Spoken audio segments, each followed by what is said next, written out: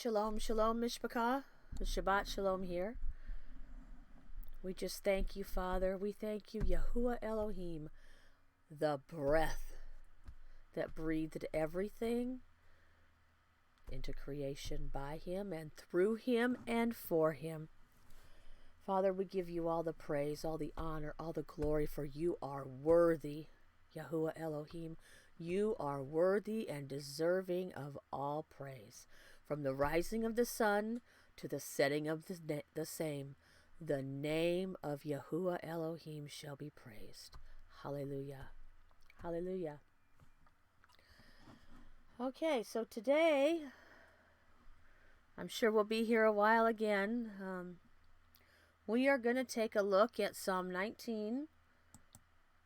We're specifically going to dig into verses 4 through 6, but we will read the rest of the psalm and see how it lines up.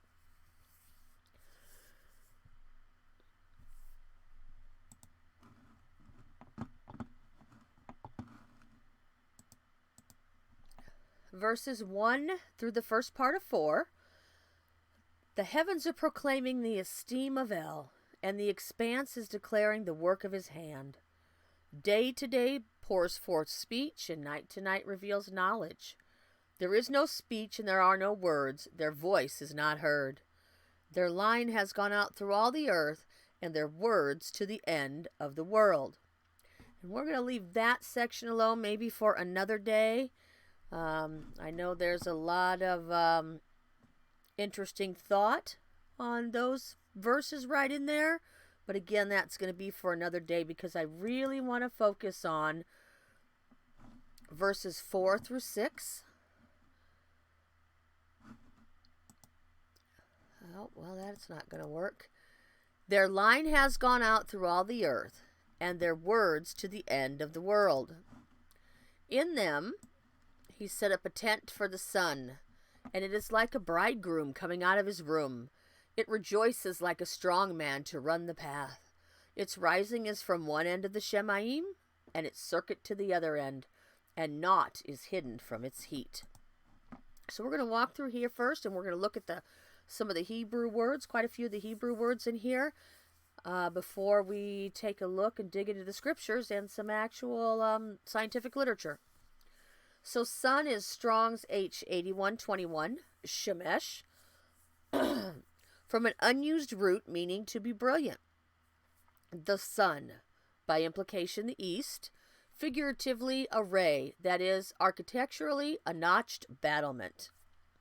We see down here at the bottom in Benner's Ancient Hebrew Lexicon, it's 2854N. And you'll see it in the dark yellow here, Shemesh, read from right to left.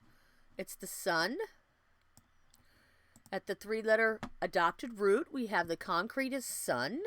We see it comes from the Shin Mem, a hot wind from the sun causing desolation. So if we go back to the Shin Mem, we many of us have probably heard this word before. It is Shem. The action is breath, a breathe. The concrete is breath. The abstract is desolate. The wind or breath of someone or something is his character. That's why his name is Yahuah, because he's all breath. Nonetheless, that's not where we're going today. You can see just in the two-letter family root right here at the A line, the concrete is breath, the abstract is desolate. Hebrew names are words given to describe character.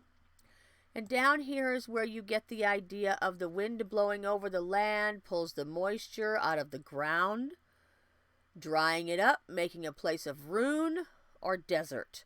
There are also other things that the sun does.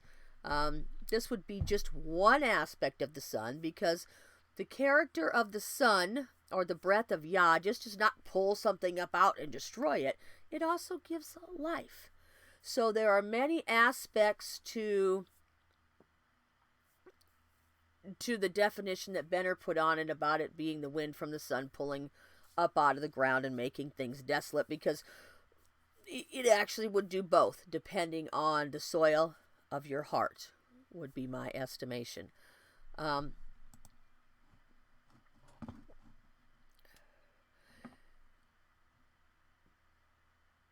Before we go any further, I want to say this. This is not about worshiping the sun.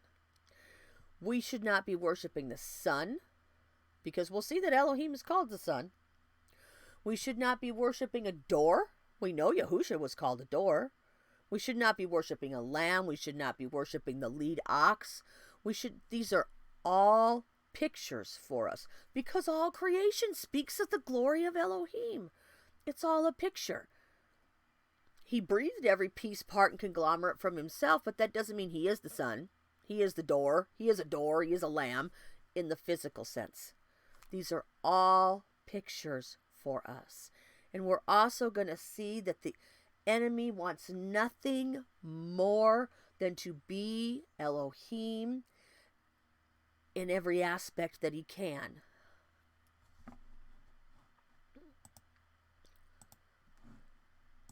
So that, I want to read to you about the sun out of the Theological Word Book before we go on.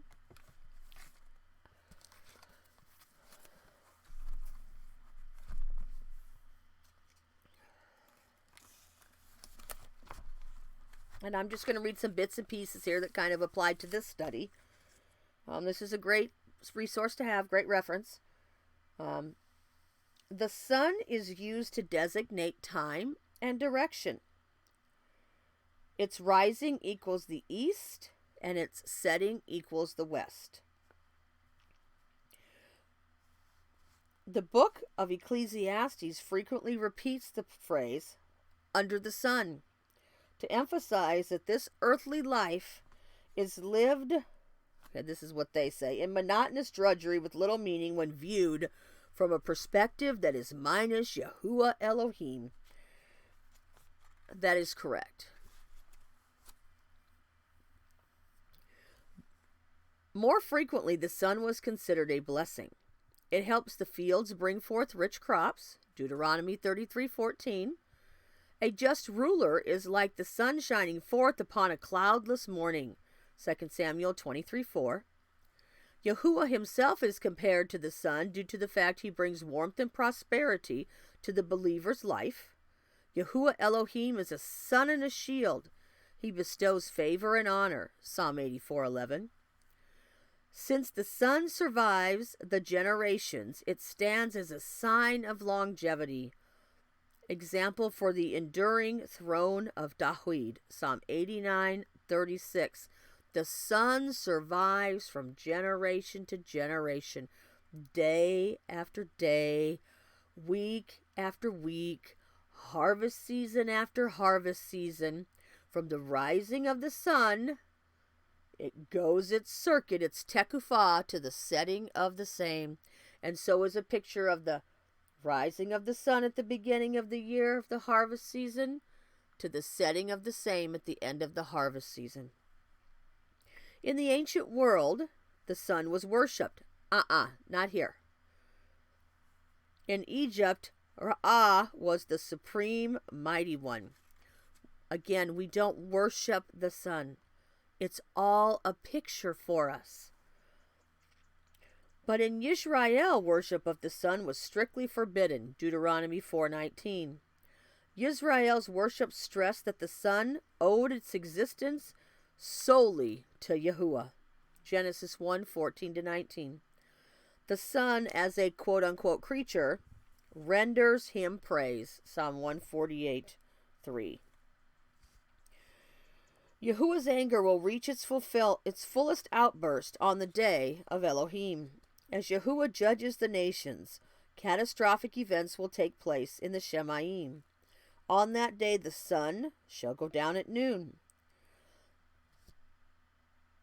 There's several verses here for that. Then it says new age here, but it doesn't mean like it's new agey. Then in the new age, the sun will not be needed as a source of light, but rather Yahuah will be the everlasting light and glory. So the sun is a picture for us All these things in Scripture are a picture for us. Some in the physical, some we see behind the actual physical. There's a physical picture and a spiritual picture.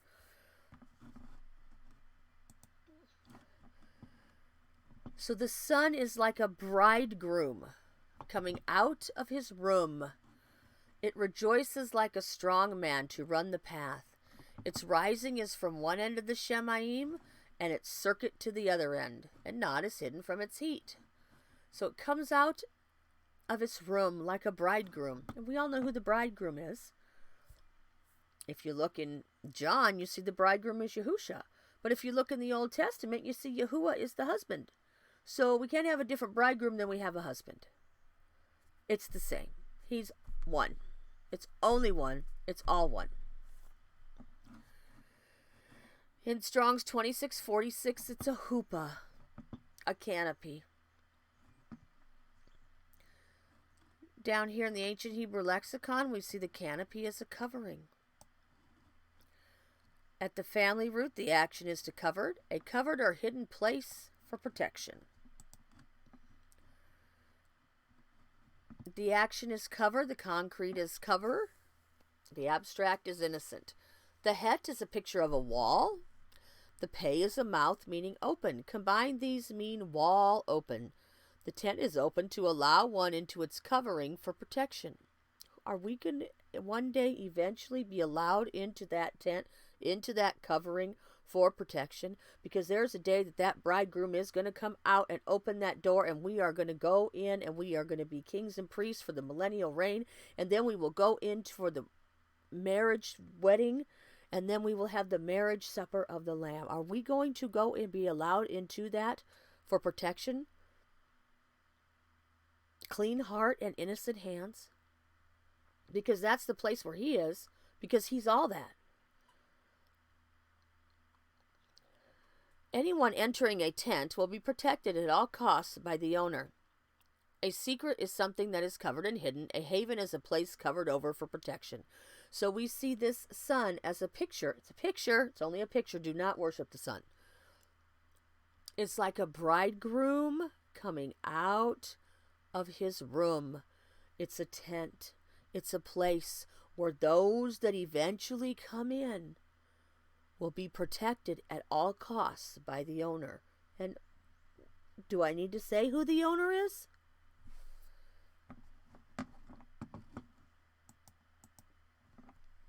Rejoices. He's rejoicing to be bright. The sun is bright. Don't cover it with chalk. We don't need you to do that.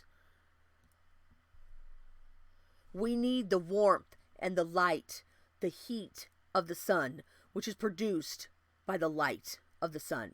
We need that. We don't need you to cover it up.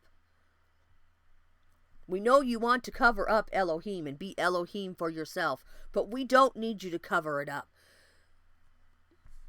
It is a rejoice. It's a picture to be bright and cheerful when we're going to know that day when he comes out of his chambers. He rejoices over his bride. In the ancient Hebrew lexicon, it's 1337 JV. To turn around in joy. The action is turn. The concrete is moth. I don't know why I didn't look into that. The abstract is joy. It rejoices. It's a picture. It's a picture to turn around in joy. Those that have turned and secured themselves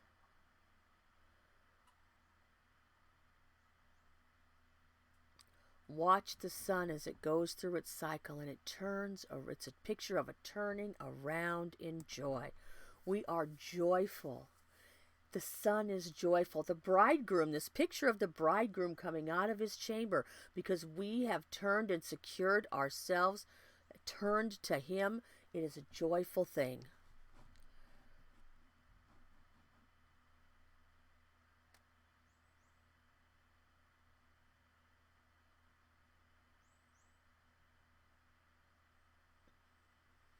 We have seen the picture of what it is to turn to him. We know what it means to turn to him. He is joyful that he is able to come out of his chamber and see those that have turned to him and secured themselves in all that they've turned to, not gone back, not walked the other way, but have turned and secured themselves into him who they've turned to, not looking back, having put their hand to the plow. So he rejoices in that.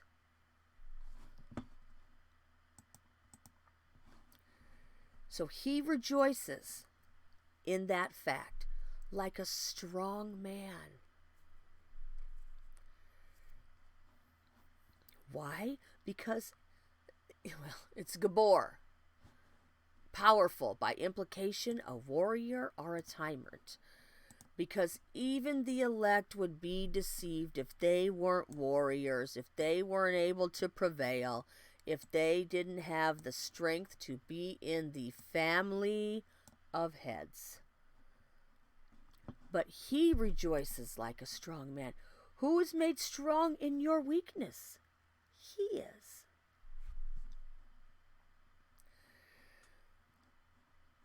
One of great strength, a warrior, or authority, master. And we see Yahuah called this Gabor throughout Scripture. Comes from the Beit Resh. The action is feed, the concrete is grain. The pictograph bait is a picture of a tent, but also represents the family which resides inside the tent. He's this strong man that wants to bring the family of heads as the head, as the master, into the tent to protect it at all costs. The Resh is a picture of a head, which he is. Combined, these have the meaning family of heads. The plant families of grain such as wheat and barley, there's your harvest. From the rising of the sun at the barley to the setting of the same at the wheat, and the first shall be last and the last shall be first. Well, actually more things come in than the wheat at the setting of the sun. But the barley, if you watch the last video, you see that that's over. That chance is over. The first shall be last and the last shall be first. Continuing on. The plant families have grains such as wheat and barley, have cluster of seeds at the top of the stalk called heads. These grains were used for food for both man and livestock. So we see that this son is a picture of, just like the bridegroom coming out from his room, rejoicing, because those who have turned and secured themselves in all that they've turned to, he rejoices over that because he's like a strong man, a warrior that prevails. He will prevail in you. He will prevail in us. In our weaknesses, he is made strong. Are we going to allow for that? I'm asking myself the same question. Praise Yah. Are we warriors underneath our head master warrior, our head of the family who wants to bring us into the tent and protect us at all costs? Are we warriors in that family of heads? He's running to run, for whatever reason, especially to rush. It's to run. Right here. The action is crushed, the concrete is potsherds, the abstract is desire. Broken pieces of pottery were commonly used as writing tablets, as they were inexpensive and durable. These potsherds were commonly used to send messages from one person to another, usually carried by runners. He is running this path. This is a picture of the bridegroom coming out of his chamber, running this perfect race. The race that was set out before us, the Son, the race that was set out, that he set out from the very beginning, the part of the race that he set out for him very self since the very beginning. And he's shining this light onto people, and it's giving them this warmth and this heat. And he's running. It's a picture of this perfect message across the sky. Doesn't ever leave its spot that it's not supposed to, unless it was instructed to, because there were times that things happened with the Son. runs its race. It's revealing to us a message, okay? It's not, well, we weren't going to do verses 1 through the beginning of 4, so we're going to leave it alone. It's speaking a message to us. The picture of the sun, it very self, is speaking a message to us. Man, I'm going to leave that first part alone. It's rejoicing like a great warrior across the sky. And there's so much in this. We can't possibly cover it all.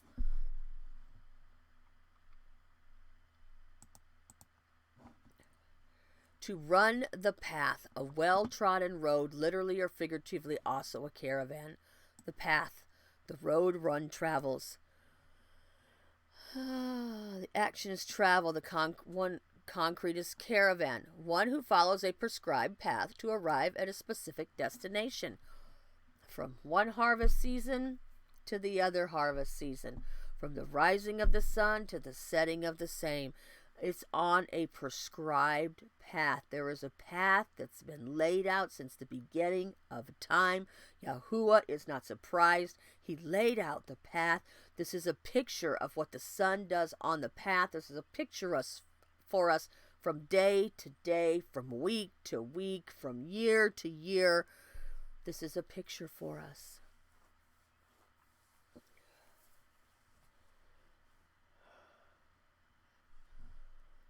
At the 2-letter root, we got Ruach. Ruach. You may realize that's where we get the word Ruach from.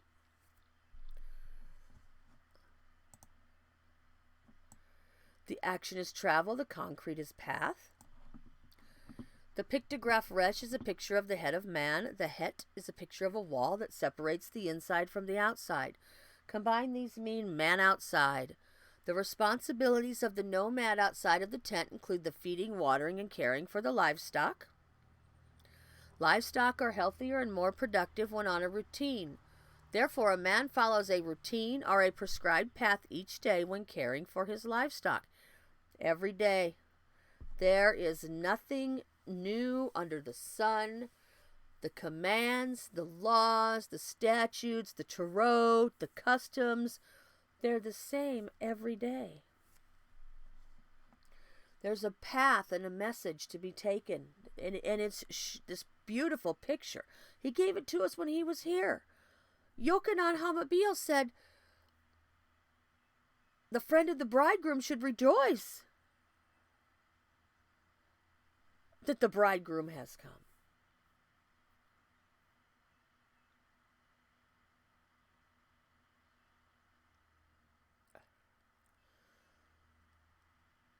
His path and his responsibility was the feeding and the watering and the caring for the livestock and for the grain and for the, well, right, and for all that he had.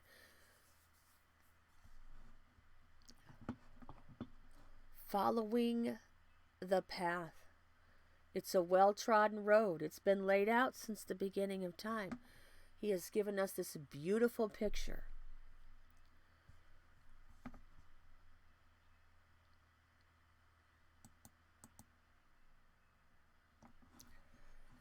It's rising from one end of the Shemayim and its circuit to the other end. I want to take this look at the word circuit. I don't want to get really far down into it on a big, this is not about the calendar today. Tekufah, age 8622, from 5362, a revolution of the sun, course of time, lapse of time. At the bottom down there we see it's a circle, the circle of the sun around the earth, usually in reference to time. At the J we see the concrete as sun, a going around of the sun from one horizon to the other. The action is condensed, the concrete is sun. The pictograph Kuf is a picture of the sun at the horizon. The Pei is a picture of the mouth. Combined, these mean sun speaks. As the sun travels through the sky, it marks, speaks, commands the times and the seasons. See Genesis 1:14. That is correct. The condensing of the light at the sun when at the horizons. A condensing of milk into curdles. A going around of the sun from one horizon to the other. We see this beautiful picture that the sun speaks. The taw, it marks out. There's a marking when the sun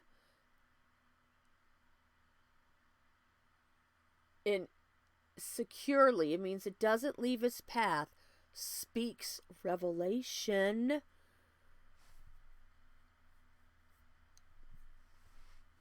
from one end of the earth, of the heavens, to the other end of the heavens. It is, well, I'm going to say it's speaking because the definition here in the lexicon says it's speaking, and I concur with that. And we'll leave it at that. So we see this beautiful picture, not only of it going from day to day, but if you look at the word tekufah in a couple of the other scriptures, it talks about the end of the year at the harvest season as well.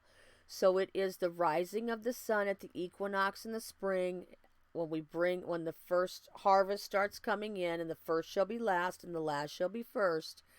And then we see it go across the sky at the end of the day, i.e., if we do the end of the year, it's the second harvest. It's all a picture. It's all a picture.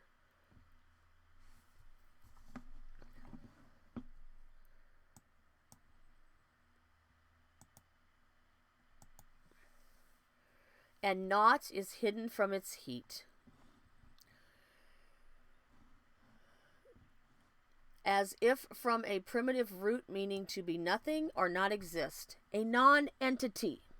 Nothing, absolutely nothing that exists is hidden from the heat.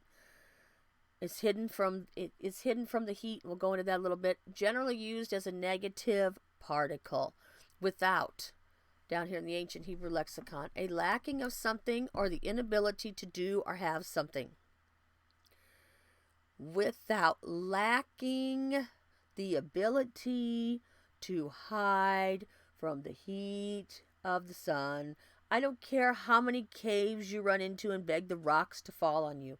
You will not be hidden in this day from the heat of the sun. Everything shall be manifested, whether it be mine, yours, or I'll call them theirs. How about that? Heat, by implication, the sun.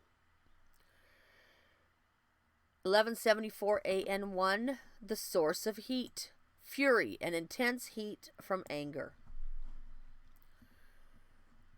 The two-letter root, the het mem.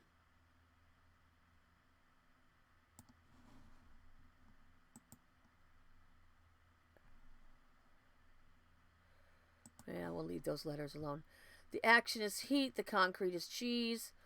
The pictograph head is a picture of a wall, meaning to separate. The mem is a picture of water. Combine these means separate water. Not interesting.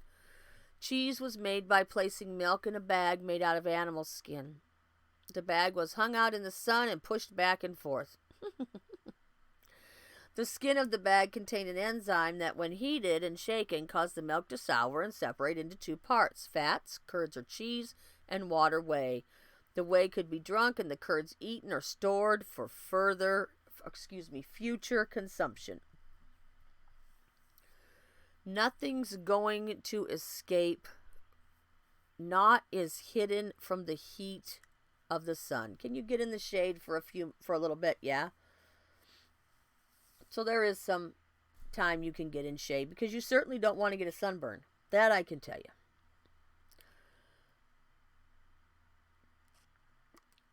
Naught is hidden from the heat thereof. things shall be separated. That is for sure. It's interesting that both in this root line, the milk, it's fat, curds and cheese, are water, whey. Both are clean things. I'm kind of reminded of a first and second harvest resurrection. Naught is hidden from the source of the heat. Nothing is going to be hidden from the intense heat of his anger. That I can tell you for sure and for certain. So nothing is hidden from being separated. Some people will spend too much time in the heat. The heat is not a bad thing. Too much heat, well, I hate to say it that way, someone's going to take it the wrong way. Too much heat, light from the sun will burn you. It will. And you need to get into a shade. And guess what? He's your shade too. He's the shade and he's the heat. We'll see that in a little while. The other thing I wanted to point out here was, in this root line is the mother-in-law. I do not suggest calling your mother-in-law a cheese bag. But I want you to note that that's in this root line because we're going to see it come up later on as well. So that's kind of a look at the different, the Hebrew words that are underneath verses 4 to 6 and somewhat what, some understanding of what they mean. There's so much more, but there's only a certain direction I want to go with this, and I'm trying to keep it there because I just don't want to go out any further than that. So, before we go into what the scriptures say, I want to flip it around, and I want to see what the enemy is doing here. Because he's up to something. I'm not even going to read about putting the chalk over the sun. Come on now. How stupid is that? Like Yah doesn't know what he's doing and he needs you to put some chalk over the sun? Put a picture over, put something over the beautiful picture that he's given us? And that which is given to us from the light of the sun, from the heat of the sun. You're never going to be Elohim. Ever. You might get away with some stuff for a season. And I am speaking to the minions of the anti-Messiah. You might get away with something for a season. But that will be it. And you will not take out the people of Yahuah Elohim for eternity. They will not go to the lake of fire with you. Because they will have the name Yahuah written on their foreheads. They will have the breath of life, from which this word came from which the word sun comes from, written on their foreheads. You will not win.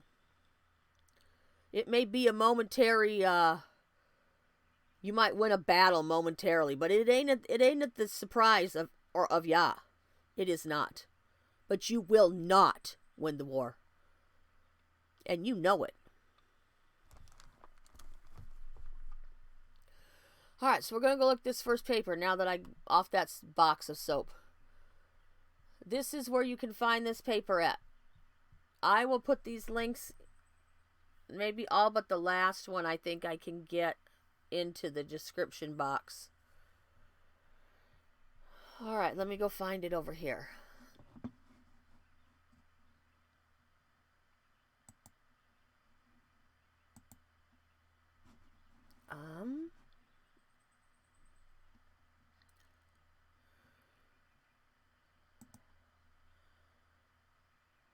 Oh, that's that one. This one.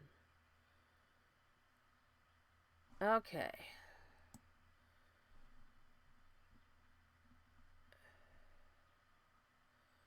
Okay. I don't really want to read this article. I'll read you the abstract of the article. How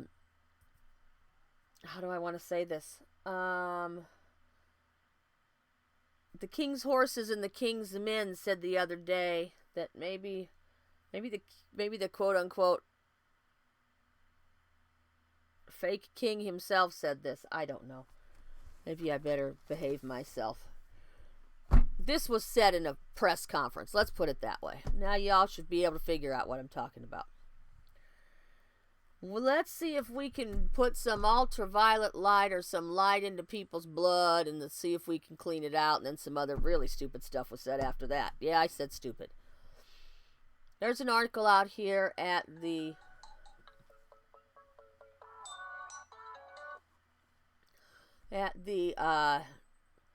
National Institute for Health, National Library of Medicine, yada yada. There's the link. Ultraviolet blood irradiation is it time to remember the cure that time forgot?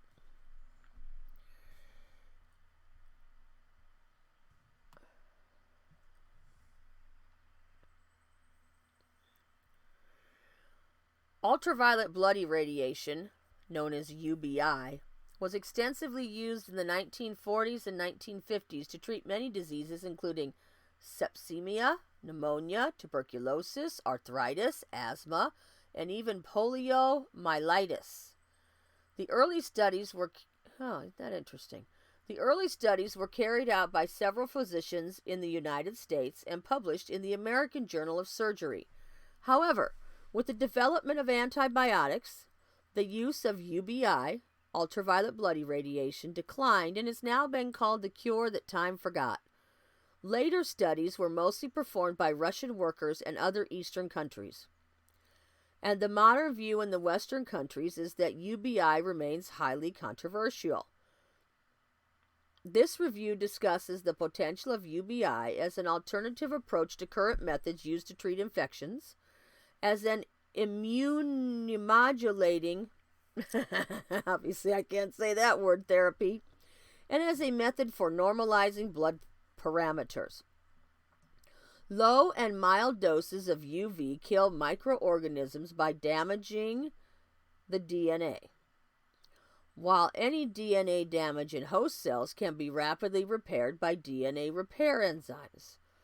However, the use of UBI to treat sepsemia cannot be solely due to UV-mediated killing of bacteria in the bloodstream, as only 5 to 7% of blood volume needs to be treated with UV to produce the optimum benefit, and higher doses can be damaging.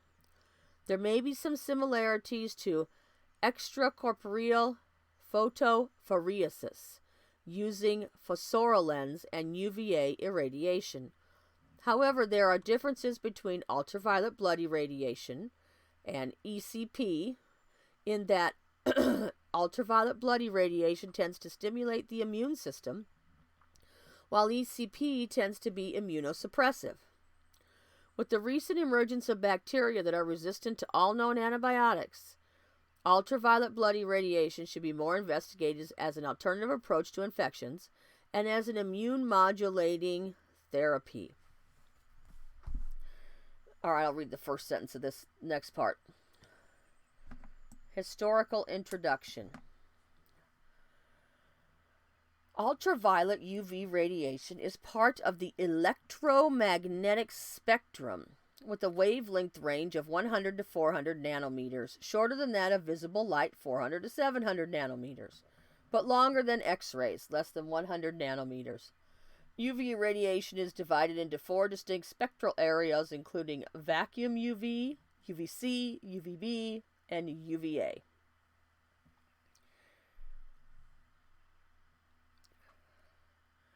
In 1801, Johann Wilhelm Ritter, a Polish physicist working at the University of Jena in Germany, discovered a form of light beyond the violet end of the spectrum that he called chemical rays, and which later became known as ultraviolet light. In 1845, Bonnet first reported that sunlight could be used to treat tuberculosis, arthritis, a bacterial infection of the joints.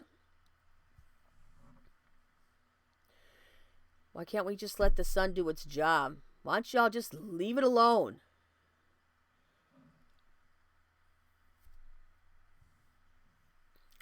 In the second half of the 19th century, I wasn't going to read all this, the therapeutic application of sunlight, known as heliotherapy, gradually became popular. In 1855, Ricli from Switzerland opened a thermal station in Valdez in Slovenia for the provisions of heliotherapy. In 1877, Downs and Blunt discovered by chance that sunlight could kill bacteria. Just leave the sun alone. They noted that sugar water placed on a windowsill turned cloudy in the shade, but remained clear while kept in the sun. Upon microscopic examination of the two solutions, they realized that bacteria were growing in the shaded solution, but not the one exposed to the sunlight. To the sunlight.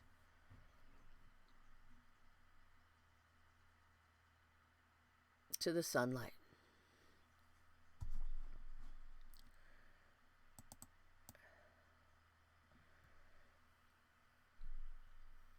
In 1904, the Danish physician Niels Finsen was awarded the Nobel Prize in Physiology or Medicine for his work on UV treatment of various skin conditions. He had a success rate of 98% in thousands of cases, mostly the form of cutaneous tuberculosis known as lupus vulgaris. Walter H. Ude reported a series of 100 cases of erysipelas, a cutaneous, I know I said that wrong, infection caused by Streptococcus pyogenes in the 1920s that were treated with high cure rates using UV skin irradiation. Okay. So they want to take the blood and, well, one more paragraph in here. Emmett K. Naught in Seattle, Washington, reasoned that the beneficial effect of UV irradiation to the skin might, at least partly, be explained by the irradiation of the blood circulating in the superficial capillaries of the skin. With his collaborator, Ed Blom, an irradiation chamber was constructed to allow direct exposure of the blood to UV light. The irradiation chamber was circular and contained a labyrinthine passage connecting the inlet and the outlet ports underneath the quartz window that formed the top of the chamber. The irradiation chamber was so designed as to provide maximum turbulence in order A, to prevent the formation of a film of blood on the chamber window that would absorb and filter out much of the UV, and B, to ensure that all the blood passing through the chamber was equally exposed to the UV. Okay, so one of the things, and this is, I didn't want to spend even this much time on it. One of the things that they do have here that they've talked about is this ultraviolet blood irradiation, the cure that time forgot. And according to this paper here at the National Institute for Health,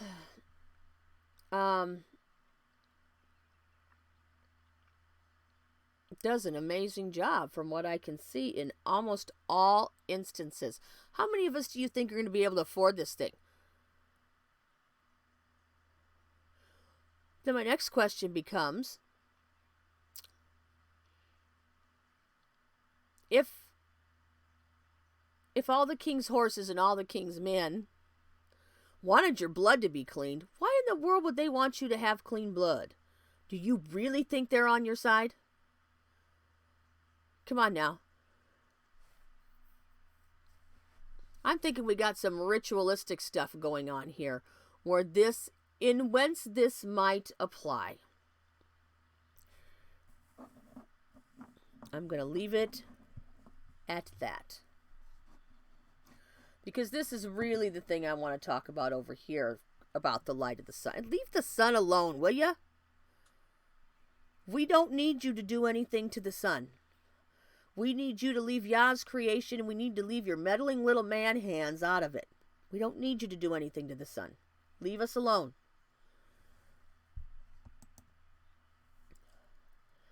Let's look at this next paper here. And this is what I want to talk about. Right in... No, that's not where I want to be yet. Right in here. Because we have a physical picture, we have a spiritual picture, we have this picture of what the sun does in the physical world, how it reacts with us. Not that the sun is to be worshipped again, but this article was just so beautiful. Y'all are not the light, okay?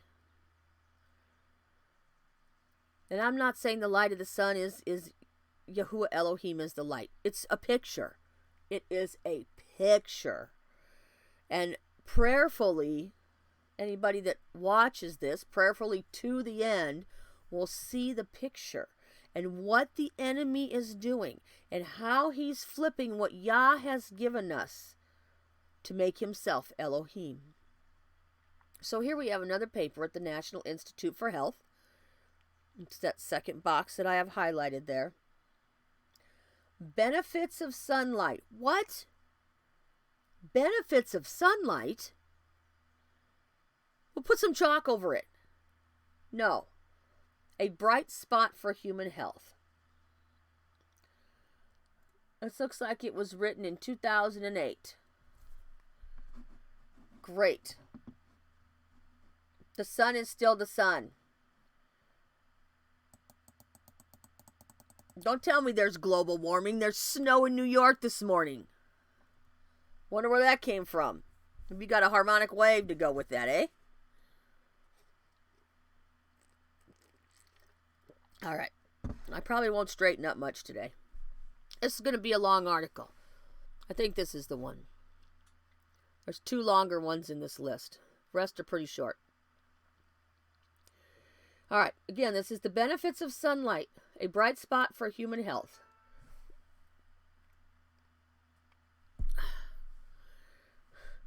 Right. Right. Because my phone just dinged, right? It's a bright spot for human health. All right. Brother Joe, Shabbat Shalom. Each day, Apollo's fiery... just go with it, okay? Just what this guy wrote. Each day, Apollo's fiery chariot... Oh, look, it's a Merkaba. It's a chariot. It's got Merkaba. It's a Merkaba. Somebody shut up. Go get your own spark, you silly Kabbalist. All right, now it's really enough out of me. Each day, Apollo's fiery chariot makes its way across the sky, bringing life-giving light to the planet. Okay, how about we just say that it, and this is from the National Institute for Health. So instead of going to the scriptures themselves and to Yahuah Elohim, we have to go to Apollo. All right? This is just a smack in the face. Let me do that again. One more time. Smack in the face to Yah. All right? For the ancient Greeks and Romans, Apollo was the mighty one of medicine and healing, as well as of the sun and light. We just read in the scriptures. The picture of the sun and the light is Yahuah Elohim like a bridegroom coming out of his chambers. And don't worship none of it. Only Yahuah. But Apollo could bring sickness as well as cure. What? No, Apollo can't do nothing. But Yahuah can. Today's scientists have come to a similarly dichotomous recognition that exposure to the ultraviolet radiation, UVR, and sunlight has both beneficial and deleterious effects on human health. Yeah, I wouldn't stand out there long enough that you're going to get sunstroke. I mean, there's a picture to that as well. We're kind of going to go with the beneficial side today, but just know that sun can dry up the land if it's not being kept watered. Most public health messages of the past century have focused on the hazards of too much sun exposure. UVA radiation, 95 to 97% of the UVR, ultraviolet radiation that reaches the Earth's surface, penetrates deeply into the skin, where it can contribute to skin cancer indirectly via generation of DNA-damaging molecules such as hydroxyl and oxygen radicals. Sunburn is caused by too much UVB radiation. This form also leads to direct DNA damage and promotes various skin cancers. Both forms can damage collagen fibers, destroy vitamin A in skin, accelerate aging of the skin, and increase risks of skin cancers. Excessive sun exposure can also cause cataracts and diseases aggravated by UVR-induced immunosuppression, such as reactivation of some latent viruses. However, However, excessive UVR exposure accounts for only 0.1% of the total global burden of disease in disability-adjusted life years, dailies, according to the 2006 WHO report entitled The Global Burden of Disease Due to Ultraviolet Radiation. Dailies measure how much a person's expectancy of healthy life is reduced by premature death or disability caused by disease. Because the first person, I believe, is the WHO. Come on now. Those are some of the king's horses and men, even if you don't think they are right now. Co-author Robin Lucas, an epidemiologist at the National Centre for Epidemiology and Population Health in Canberra, Australia, explains that many diseases linked to excessive UVR exposure tend to be relatively benign. Really? What's the percentage of your... Oh, let me not go with the percentage right now that's going on. That's just beyond ridiculous. Don't get me started, Deputy. Be serious now. Okay. One of us has got to be. Apart. Okay. Let me start that sentence again. Well, this lady, yeah, maybe it's a man, explains that many diseases linked to excessive UVR exposure tend to be relatively benign, apart from malignant melanoma, and occur in older age groups, due mainly to the long lag between exposure and manifestation. The requirement of cumulative exposures, or both. Therefore, when measuring by dailies, these diseases incur a relatively low disease burden despite their high prevalence. They're a low disease burden. Probably not many of them are going to die from it. Must be a percentage. I don't know. In contrast, the same WHO report noted that a markedly larger annual disease burden of 3.3 billion dailies worldwide might result from very low levels of UVR exposure. So we got one side saying one thing, and we got another side saying the other. Gee, does that sound familiar today? This is 2008. I'm sure it's went on long before this. This burden subsumes major disorders of the musculoskeletal system and possibly an increased risk of various autoimmune diseases and life-threatening cancers. Okay, these guys are liars, all right? The best-known benefit of sunlight is its ability to boost the body's vitamin D supply. Most cases of vitamin D deficiency are due to lack of outdoor sun exposure. Stay in your house. Play a video game. You're locked up. Let's chalk out the sun. Let's depress you. Let's make you freak out. Let's give you a whole bunch of fear. Let's cause you to lose your job. Just go out in the sun, okay? Go get some sun. Really. At least 1,000 different genes governing virtually every tissue in the body are thought to be regulated by 125 dihydroxy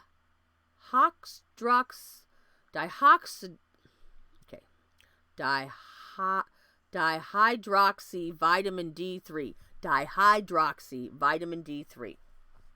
We're going to call it, I don't know. Let's call it D3. I think it's the only thing it talks about in here is D3. I could be wrong. The active form of the vitamin, including several involved in calcium metabolism and neuromuscular and immune system functioning. But wait, up there they just said it was causes...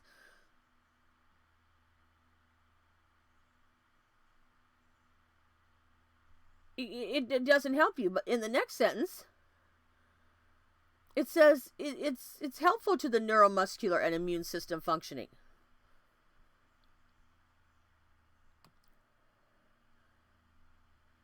It makes me want to sing that song. Who are you anyway? Although most of the health-promoting benefits of sun exposure are thought to occur through vitamin D, photosynthesis, there may be other health benefits that have gone largely overlooked in the debate over how the sun is needed for good health. See other sun-dependent pathways, page A165. If you go to this article, you can go search that out. I don't think I have it up here. As for what constitutes excessive UVR exposure, there is no one-size-fits-all answer, says Lucas. Really? So just go get out in the sun and leave our sun alone. Excessive really means inappropriately high for your skin type under a particular level of ambient UVR. The next section is vitamin D productions. Well, let's just talk about that first section. Nobody can make up their mind. Okay, and if you are any kind of, well, I'm not going to say that doctors in the medical field, that some don't know this and some don't prescribe this, but for sure I'll say doctors in the, or health coaches or health people in the alternative health realm will tell you how amazing sun and its light, and the light produces the heat when it transfers to your body, and how good this is for you. Get out in the sun. Take the mask off. Get some fresh air. Get some light. Turn off your television. Hit the off button on the radio.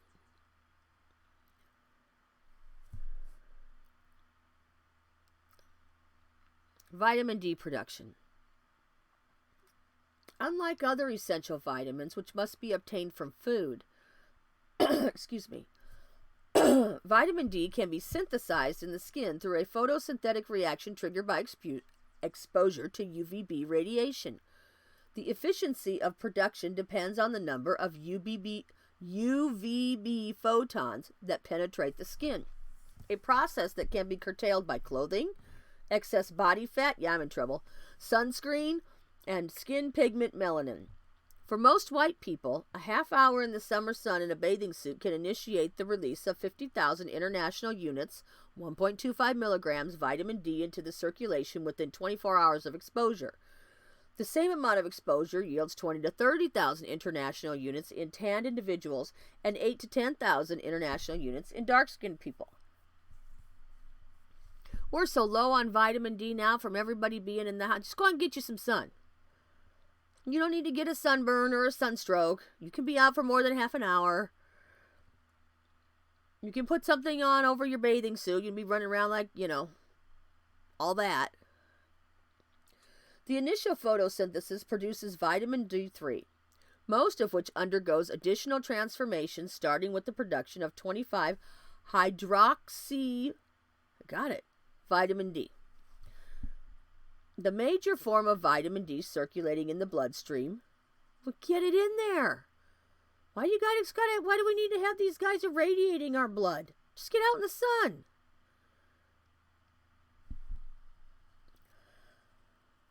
The major form of vitamin D circulating in the bloodstream, and the form that is routinely measured to determine a person's vitamin D status. Come on, it's a picture, people. The light of Yah. It's going to bring you health and healing, because the light produces heat when it transfers to your body.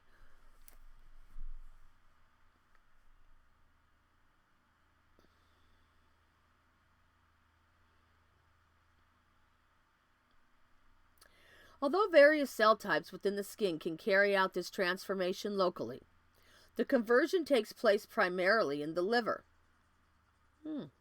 Interesting. Another set of transformation occurs in the kidney and other tissues, forming 1,25D, which is the vitamin D. This form of the vitamin is actually a hormone, chemically akin to the steroid hormones. This D accumulates in cell nuclei of the intestine, where it enhances calcium and phosphorus absorption, controlling the flow of calcium into and out of the bones to regulate bone calcium metabolism. Well, that's great, so we don't have to take any of these bone pills. I mean, just get out in the sun. Just stop listening to these people. Let them give you this garbage. I'm not saying there's never a place for a medicine. Don't misunderstand. I'm not the perfect picture of health either. But I wish I had known a lot of these things and paid attention to something other than what the MSM was telling me.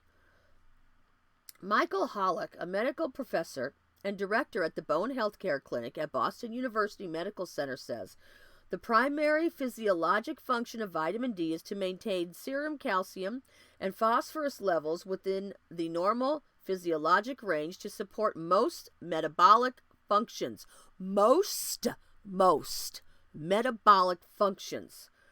Neuromuscular transmission and bone mineralization.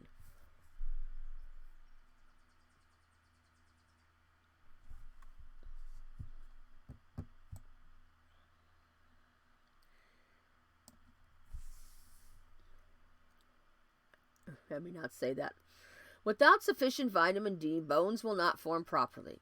In children, this causes rickets, a disease characterized by growth retardation and various skeletal deformities, including the hallmarked bowed legs. More recently, there has been a growing appreciation for vitamin D's impact on bone health in adults. In August 2007, the Agency for Healthcare Policy and Research published an article titled, Effectiveness and Safety of Vitamin D in Relation to Bone Health. A systematic review of 167 studies that found fair evidence of an association between circulating 25 OHD concentrations and either increased bone mineral density or reduced falls in older people. A result of strengthened muscles as well as strengthened bones. Low vitamin D levels will precipitate and exacerbate osteoporosis in both men and women and cause the painful bone disease osteomalacia, says Hollick. You just take a pill. Give the old people a pill. Lock them up in the nursing home. Get them out in the sun. Evolution of the Great Solar Debate.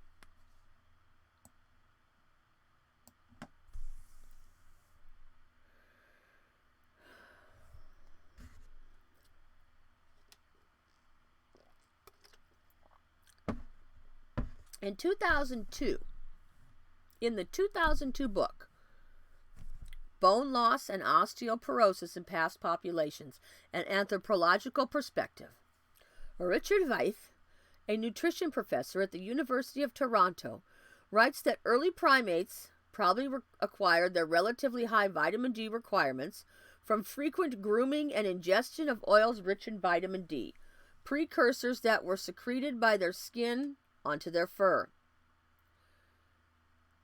All right, well, they're in evolution, but we'll just keep going here because we all know that's not true. That's Creation Basic 101. The first humans evolved in equatorial Africa. Well, that would have been the garden, where the direct angle of sunlight delivers very strong UVR most of the year. The gradual loss of protective fur may have created evolutionary pressure to develop deeply pigmented skin to avoid photodegradation of micronutrients and protect sweat glands from UVR-induced injury. Okay, that's, that ain't the garden. That's just like having Apollo at the beginning of the article. We're really looking for the medical information in here, not the other shenanigans they bring with it.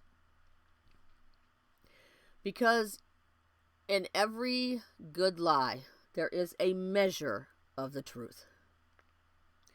In July 2000 issue of the Journal of Human Evolution, the California Academy of Sciences anthropologist Nina Jablonski and George Chaplin wrote that because dark skin requires about 5 to 6 times more solar exposure than pale skin for equivalent vitamin D photosynthesis, and because the intensity of UVB radiation declines with increasing latitude, one could surmise that skin lightening was an evolutionary adaptation. I can go with an evolutionary adaptation of something. If you go somewhere else, your skin's going to change, or things are going to change depending on the environment around you. You're not going to become some different, unlike kind after like kind. That's not going to happen. That allowed for optimal survival in low UVR climes. Assuming a traditional diet and outdoor lifestyle. Cooler temperatures in these higher latitudes resulted in the need for more clothing and shelter, further reducing UVR exposure. With shorter winter days and insufficient solar radiation in the UVB wavelengths needed to stimulate vitamin D synthesis. I wonder what they've done to those wavelengths if they can. Oh, wait, they got to put chalk over the sun. Never mind, there's probably nothing they can do but put chalk over the sun. Dietary sources such as fatty fish became increasingly important.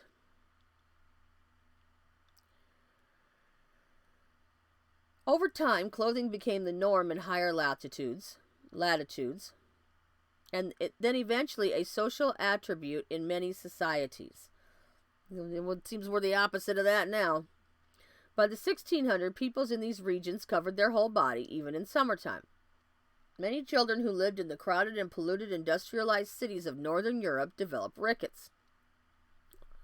Well, there you go. By the late 1800s, approximately 90% of all children living in industrialized Europe and North America had some manifestations of the disease, according to the estimates based on autopsy studies of the day cited by Hollick in the August 2006 Journal of Clinical Investigation and the October 2007 American Journal of Public Health. Doctors throughout Europe and North America began promoting whole-body sunbathing to help prevent rickets. It was also recognized that wintertime sunlight in the temperature zone was too feeble to prevent rickets. For this reason, many children were exposed to UVR from a mercury or carbon arc lamp for 1 hour 3 times a week, which proved to be an effective preventative measure and treatment.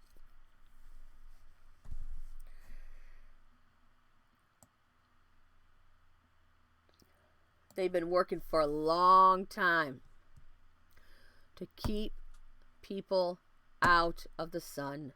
I mean, it's a psyop within a psyop within a psyop. Stay in and play the video games. Stay in and watch the YouTube. Stay in and watch your television. Stay in, stay in, stay in. And they started with not that they didn't have the older generation addicted to the TV, but, at least, when I was young, not that we didn't have a television. Man, you watched your Saturday morning cartoon.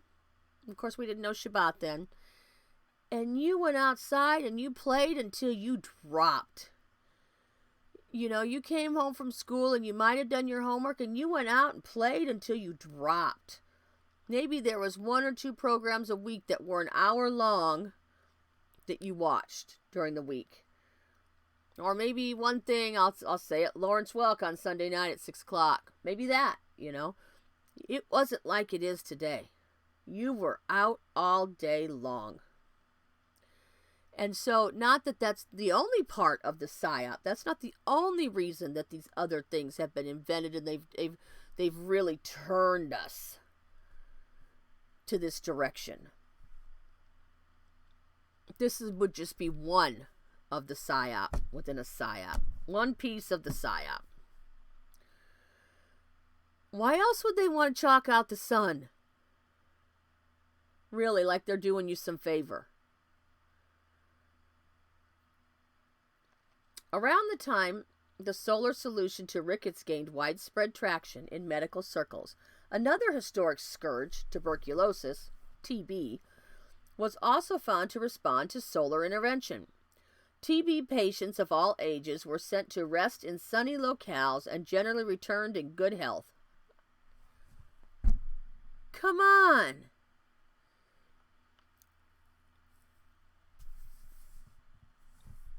It works on the whole metabolic process. Dermatology professor Barbara A. Gilchrist of Boston University School of Medicine says that, whereas sun exposure was shown to improve cutaneous TB, sanatorium patients with pulmonary TB likely responded as much or more to rest and good nutrition than to UVR. Nevertheless, a meta-analysis published in the February 2008 International Journal of Epidemiology, found that high vitamin D levels reduces the risk of active TB, i.e. TB showing clinical symptoms, by 32%.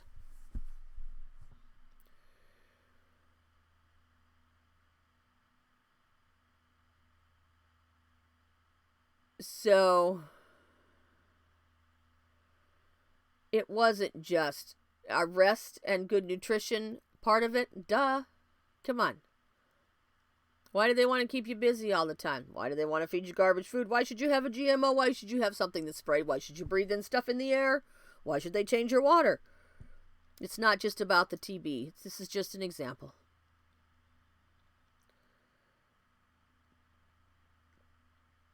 They want to take out the picture of Yahuah Elohim like a bridegroom coming out of his chamber. Why? Because they want to be Elohim. Well, the anti-Messiah wants to be Elohim. And all the king's horses and all the king's men that are working for him. Almost overnight, as awareness of the sun's power against rickets and TB spread, attitudes towards sun exposure underwent a radical shift. The suntan became valued in the Western world as a new status symbol that signified both health and wealth, as only the affluent could afford to vacation by the sea and play outdoor sports. You don't need to vacation by the sea and play outdoor sports to get the sun. You don't have to.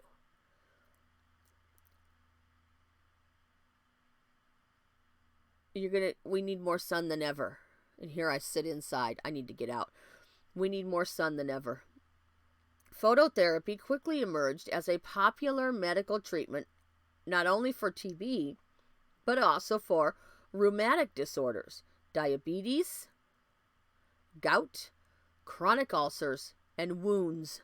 The healthy tan was in, and the sickly-looking pale skin was out. I even hear they have UV light tables for the elite that they can lay in or on. And they're anti-aging in some respect. I don't think they're like a tanning bed. I think there's something different. But I found it in an article and I couldn't go back and get it again. They know it's good for you. Next section. Cancer. Cause, protection, or both. The first reports of an association between sun exposure and skin cancer began to surface in dermatology publications in the late 19th century. Nevertheless, it was not until the 1930s that the U.S. Public Health Service began to issue warnings about sun-related health risks. That's an interesting time. Well, guess there we go. I wonder what else was going on that was starting up in the 30s or close abouts there. People were cautioned to avoid midday summer sun, cover their heads in direct sunlight, and gradually increase the time of sun exposure from an initial 5 to 10 minutes per day to minimize the risk of sunburn. In the decades that followed, the skin cancer hazards of excessive sun exposure would be extensively studied and mapped. Today, the three main forms of skin cancer, melanoma, basal cell carcinoma, and squamous cell carcinoma, are largely attributed to excessive UVR exposure.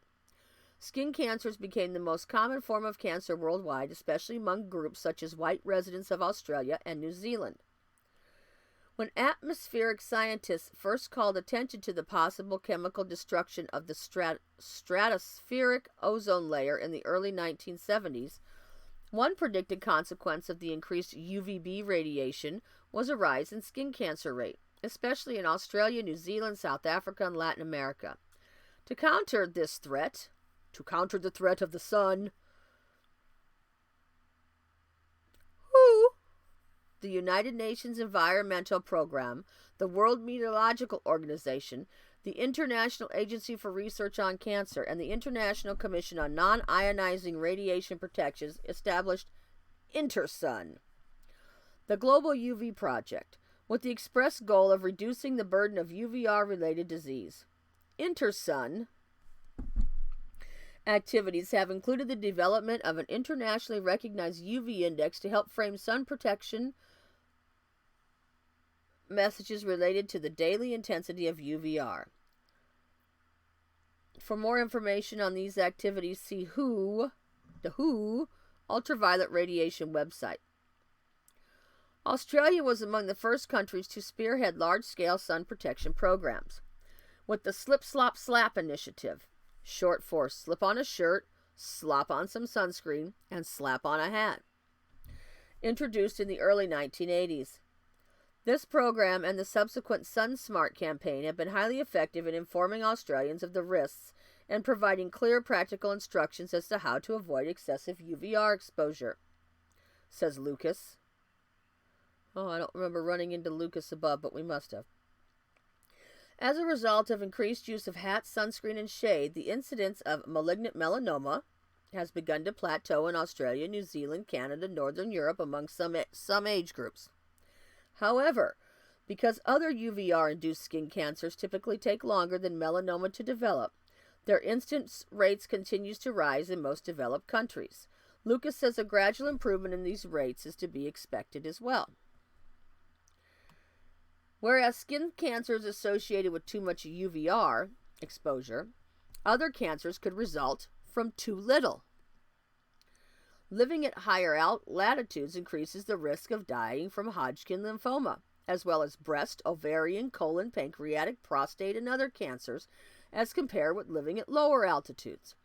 A randomized clinical trial by Joan Lepay, a medical professor at Creighton University in Omaha, Nebraska, and colleagues, published in the June 2007 issue of the American Journal of Clinical Nutrition, confirmed that taking 2 to 4 times the daily dietary reference intake of 200 to 600 international units vitamin D3 and calcium resulted in a 50 to 77% reduction in expected incidence rates of all cancers combined over a 4-year period in postmenopausal women living in Nebraska. Moreover, although excessive sun exposure is an established risk factor for cutaneous malignant melanoma, continued high sun exposure was linked with several increased survival rates in patients with early-stage melanoma in a study reported by Marianne Berwick, an epidemiology professor at the University of New Mexico, in the February 2005 Journal of the National Cancer Institute. Hollick also points out that most melanomas occur on the least sun-exposed area of the body, and occupational exposure to sunlight actually reduced melanoma risk in a study reported in the June 2003 Journal of Investigative Dermatology. Which is it? Okay, just go out and get some sun. Don't give yourself sunstroke. You don't need to have some massive sunburn. Go out and get some sun. Don't believe these people. Do it while you can, before they put the chalk over the sun. Do it while you can. They do not want you to be well. I don't care what kind of lies rolling out of their mouth. There wouldn't be GMO foods. There wouldn't be all this chemical spraying on the food or in the air. There would not be some other things that we're going to read about shortly.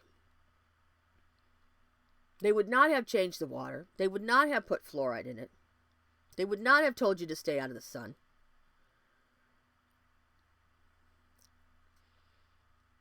Their actions do not match their words. Yahuah's does. Like a bridegroom coming out of his chamber. He's running the course. And the light that comes from him, and I'm not saying that he's the light of the sun, but the light that comes from the sun, it's a picture of the light that comes from Yahuah in the spiritual, is going to heal, is going to keep you healthy. Because in the light, the darkness must flee. Do we live in a sinful, fallen world that has sickness? Of course we do. It's a picture. It's a picture. They don't ever want you to see this picture. Can you know that some things are bad and some things are good? Yes. They don't ever want you to tie these pictures together to what they're doing. Because if you have a spiritual mind, a carnal mind cannot understand spiritual things. If you have the spirit, the ruach, the wind of Yahuah Elohim, the breath that breathes life, you'll see these pictures. The enemy, the anti-Messiah does not want you to see this picture. He does not. Stop believing what they tell you. They've been lying to you for years. We are at the epitome of it. Technology is going no further. That's not part of this right here yet. Just forget I said, well, don't forget I said that, but all right, a little bit more here. This is a long article.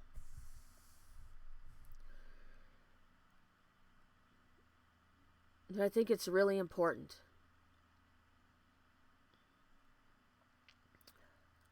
Other health links. Various studies have linked low 25 OHD levels to diseases other than cancer, raising the possibility that vitamin D insufficiency is contributing to many major illnesses. Imagine that in conjunction with all the things I just named. The spraying, the water, the stress, the panic, the fear, the busy all the time. Imagine that. And now you've got a low vitamin D level. It's not just one thing. For example, there is a substantial, though not definitive, evidence that high levels of vitamin D, either from diet or from UVR exposure, may decrease the risk of developing multiple sclerosis. Populations at higher latitudes have higher incidence and prevalence of MS.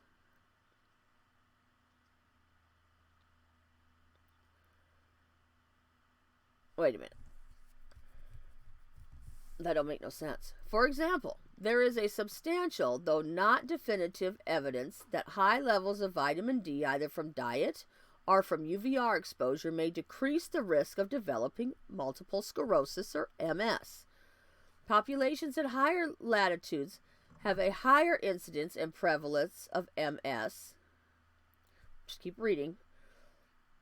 A review in the December 2002 issue of Toxology by epidemiology professor Anne-Louise Ponsboy and colleagues from the Australian National University revealed that living at a latitude above 37 degrees increased the risk of developing MS throughout life by greater than 100%. Still to be resolved, however, is the question of what levels of vitamin D are optimal preventing the disease. So one report says it decreases, the other report says it goes up. Just go out in the sun. And whether the statistical association reflect different gene pools rather than different levels of D. Interestingly, Hollick reported in the August 1988 issue of the Journal of Clinical Endocrinology and Metabolism that no pre-vitamin D3 formed when human skin was exposed to sunlight on cloudless days in Boston at 42.2 degrees north. From November through February, or in Edmonton at 52 degrees north from October through March. Scientific evidence on specific effects of vitamin D in preventing MS or slowing its progression is not sufficient. So there's no specific effects that they have found. This was in 2008. Says Alberto Ascirio, a nutritional epidemiologist at the Harvard School of Public Health. Nevertheless, considering the safety of vitamin D even in high doses, there is no clear contraindication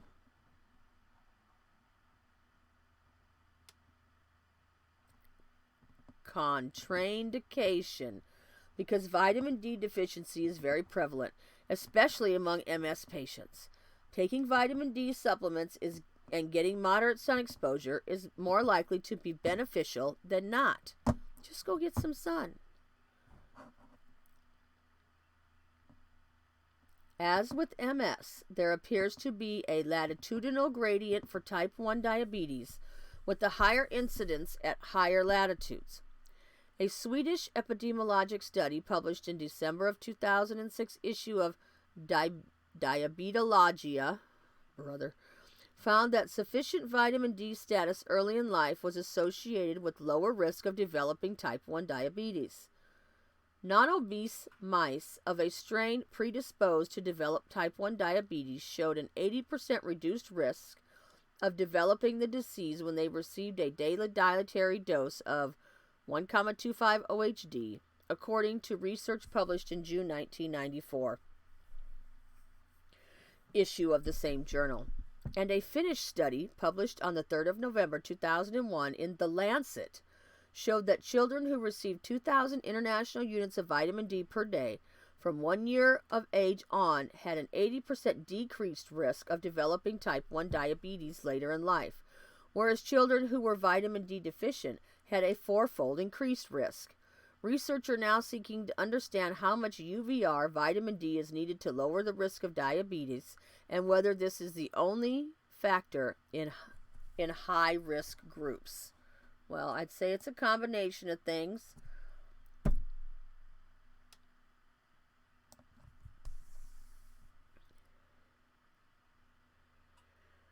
There is also a connection with metabolic syndrome, a cluster of conditions that increases one's risk for type 2 diabetes and cardiovascular disease. A study in the September 2006 issue of Progress in Biophysics and Molecular Biology demonstrated in young and elderly adults serum 25-OHD was inversely correlated with blood glucose concentrations and insulin resistance.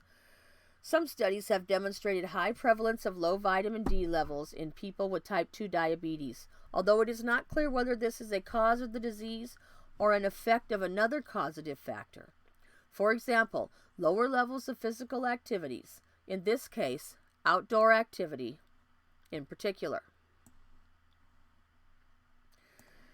People living at higher latitudes throughout the world are at a higher risk of hypertension, and patients with cardiovascular disease are often found to be deficient in vitamin D, according to research by Harvard Medical School professor Thomas J. Wine and colleagues in the January 29, 2008 issue of Circulation. Although the exact mechanisms are poorly understood, well, Yahuah knows. He knows the mechanism. And at this stage of the game, this being an '08 article, they know, they don't know everything. They don't know what Yahuah knows, or they'd be Yahuah. But they got more of an idea now. Otherwise, they wouldn't be wanting to chalk out the sun. Come on. They've been knowing what they've been doing for years and years and years to get to this point. This is just one aspect today. We're going to get to the scriptures. It'll be a little bit. But we're going to get back into the scriptures here as soon as we get done reading this shenanigans.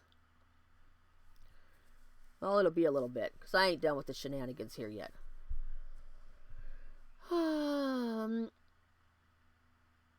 People living at higher latitudes throughout the world are at a higher risk of hypertension, and patients with cardiovascular disease are often found to be deficient in vitamin D, according to research by Harvard.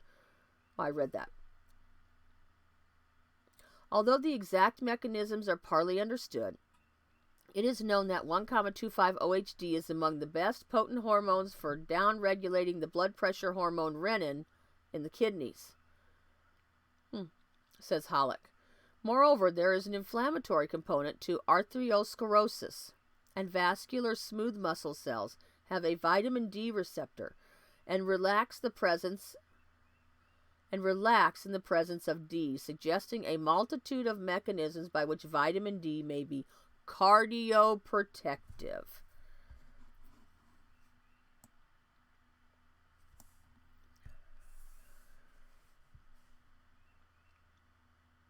To determine the potential link between sun exposure and the protective effect in preventing hypertension, Rolf Dieter Krauss of the Free University of Berlin Department of Natural Medicine and colleagues exposed a group of hypertensive adults to a tanning bed that emitted full-spectrum UVR similar to summer sunlight. I'm not saying all tanning beds do that. I'm not saying you should go to a tanning bed. I don't know what tanning beds emit. I've never been in one. But this one apparently had full-spectrum UVR similar to summer sunlight. Another group of hypertensive adults was exposed to a tanning bed that emitted UVA, only radiation similar to winter sunlight.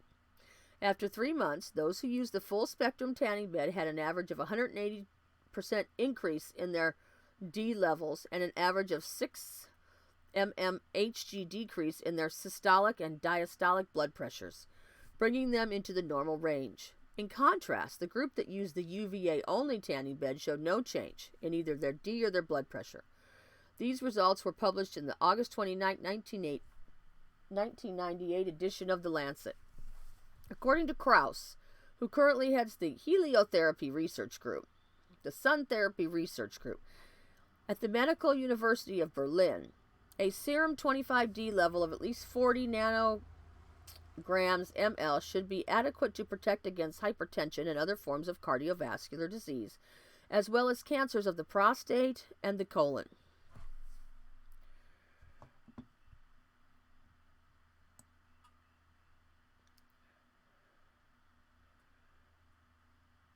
Some reports, including an article in the October through December 07 issue of Acta Medica Indonesia, indicate that sufficient D inhibits induction of disease in RA, collagen-induced arthritis, Lyme arthritis, autoimmune encephalomyelitis, thyroiditis, inflammatory bowel disease, and systemic lupus erythromastosus. Nonetheless, interventional data are lacking for most autoimmune disorders and infectious diseases, with the exception of TB. Again, this was 08. Just go out in the sun. Just go out in the sun. Yah knows what he's doing.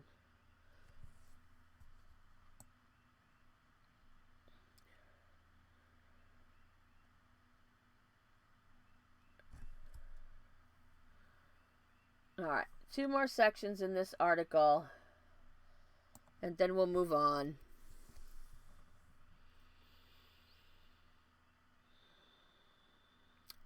How much is enough? Gilchrist points out a problem with the literature. Everyone recommends something different, right? How about we just go with, How about just like we get out in the sun and soak up some of the sun? How about that? Depending on the studies with which they are most aligned. One study reports an increased risk of prostate cancer for men with 25D levels above 90 nanograms, for example. In the June 2007 Lappe article, she notes subjects in the control high-risk unsupplemented group had 25D levels of 71 nMO, and the supplemented group had levels of 96 nMO. Oh, I missed an L. Nevertheless, given the epidemiologic backdrop described above, there are now calls to rethink sun exposure policy or to promote vitamin D supplementation in higher risk populations. Such groups include pregnant or breastfeeding women. These states draw upon a mother's own reserves of vitamin D, the elderly, and those who must avoid the sun. Additionally, solely breastfed infants whose mothers were vitamin D deficient during pregnancy have smaller reserves of the nutrient and are at greater risk of developing rickets. Even the sun-enriched environment of the Middle East, even there, insufficient vitamin D is a severe problem among breastfed infants of women who wear a burqa, a traditional garment that covers the body from head to foot, as reported in the February 2003 Journal of Pediatrics.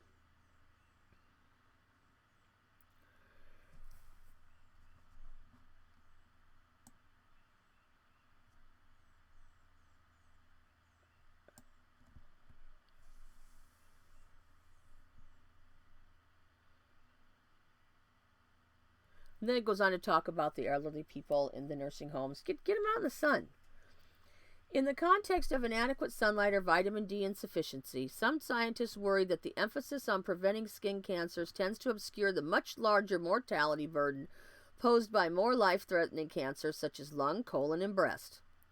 Many studies have shown that cancer-related death rates decline as one moves towards the lower latitudes between 37 degrees north and 37 degrees south, and that the levels of ambient UVR in different municipalities correlate inversely with cancer death rates there. As you head from north to south, you may find perhaps 2 or 3 extra deaths per 100,000 people. Sounds like today. And 2 or 3. Not that any death is good. From skin cancer, says Veith. At the same time, though, you'll find 30 or 40 fewer deaths for other major cancers. So when you estimate the number of deaths likely to be attributable to UV light or vitamin D, it does not appear to be the best policy to advise people to simply keep out of the sun just to prevent skin cancer. Come on, be wise. Go out and get into the sun. Think about the beautiful picture as it crosses the sky during the day. And the health and the healing, and it's running its course in its perfect order, and it never leaves the place that it's supposed to be unless it's called to leave the place that it's supposed to be, and it's never going to be called to do, well, it's not going to be called to do anything against, it's been set up in the sky. Yahuah is never going to call you to do something against the Tarot, or the commands, or the orders, or the statutes, or that which he has set forth.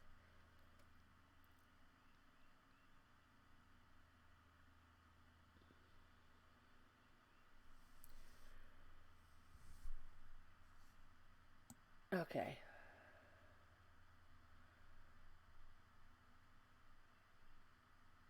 And then it goes on to talk about creating a balanced message. Just get out in the sun. Come on, they want to be your light.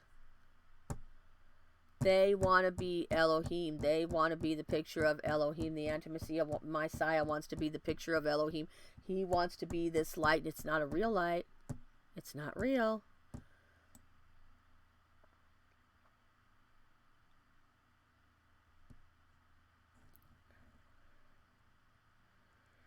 Okay, then there's a section in here on serotonin, melatonin, and daylight. We're not going to read all that. There's other sun-dependent pathways. The sun may be best known for producing production of vitamin D, but there are many other UVR-mediated effects independent of this pathway. Direct immune suppression.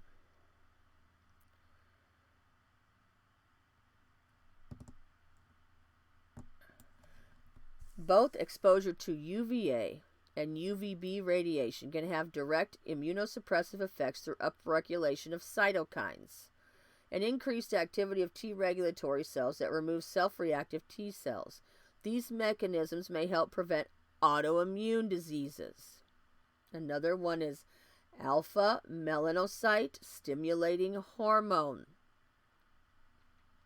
Upon exposure to sunshine, melanocytes and keratinocytes in the skin release A-MSH, which has been implicated in immunologic tolerance and suppression of contact hypersensitivity.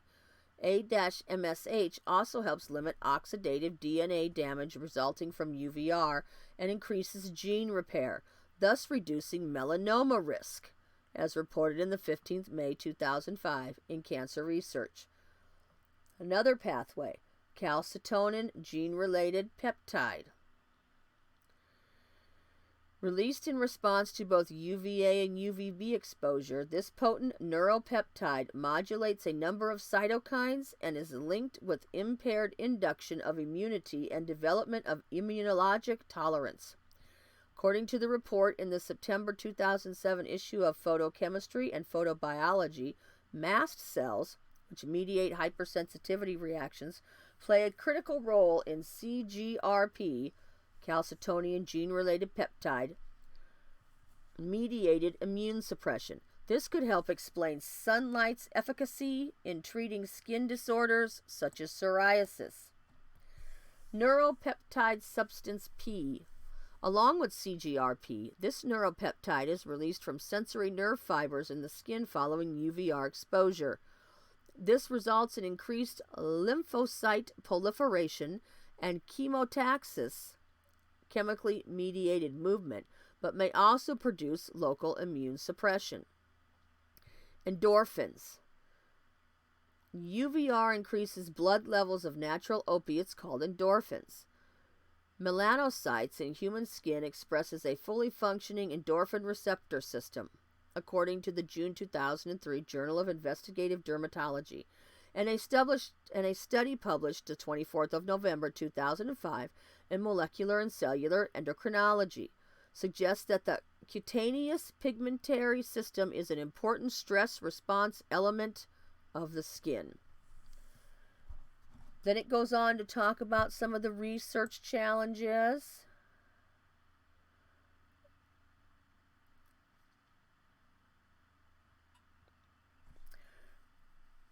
One sentence in here. When measuring sun exposure at the individual level, many scientists have relied on latitude or ambient UVR of residence, but these measures are fraught with uncertainties. While ambient UVR varies, so too do the variety of other possibilities, etiological factors, including diet, they've messed with that, exposure to infectious agents, they've messed with that, temperature, they've messed with that, and possibly even physical activity levels. They've certainly steered us in a direction on that, says Robin Lucas, an epidemiologist at Australia's National Centre for Epidemiology and Population Health. Additionally, under any level of ambient UVR, the personal UV dose may vary greatly. In short, there is no real specificity for ambient UVR.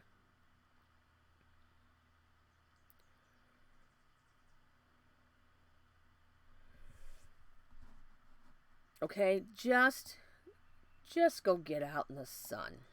All right? He's given us this beautiful picture of the sun. This was a great resource on the light of the sun that gives us the vitamin D. Light produces, we're going to talk more about the heat in a little bit, but this was such a beautiful picture.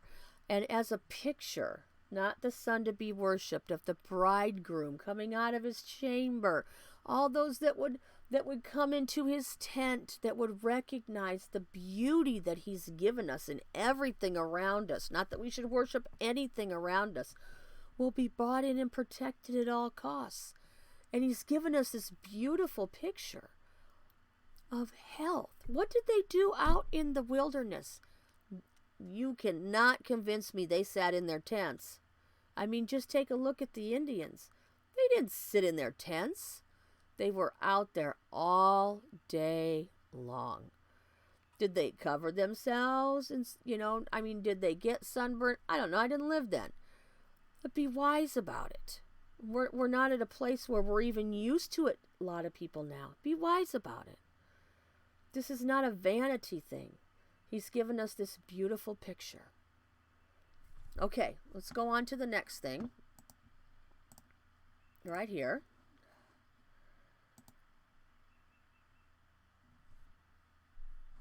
Oh, let's see. I might have to. Oh, no, I don't have to. Okay. Real simple. Do all sources of light produce heat? This is a question that was asked at Quora. I don't even know how to say it. There's just one thing I wanted to point out here. And there's different answers to this question that's here. Does light produce heat? Heat is energy, and temperature is its result. From the Maxwell theory, we can see that energy of any electromagnetic wave, E equals hf, where h is Planck's constant. It gives the formula for it. We're not going there. And f is frequency of the wave. Light is an electromagnetic wave. It actually has particle wave duality. Light is an electromagnetic wave, and according to the Maxwell theory, light which is already radiated or emitted has a certain amount of energy. Light has a dual nature. Oh, one is a particle nature and the other is a wave nature. Maybe another time we'll do that. When we take the particle nature, then the very small particle with definite energy is called a photon, which can transfer... Oh, man, it's going to fall. It's going to fall right in place. When we take the particle nature, then the very small particle with definite energy is called a photon, which can transfer its energy as heat to the interacting body, and as a result, the temperature of the body increases.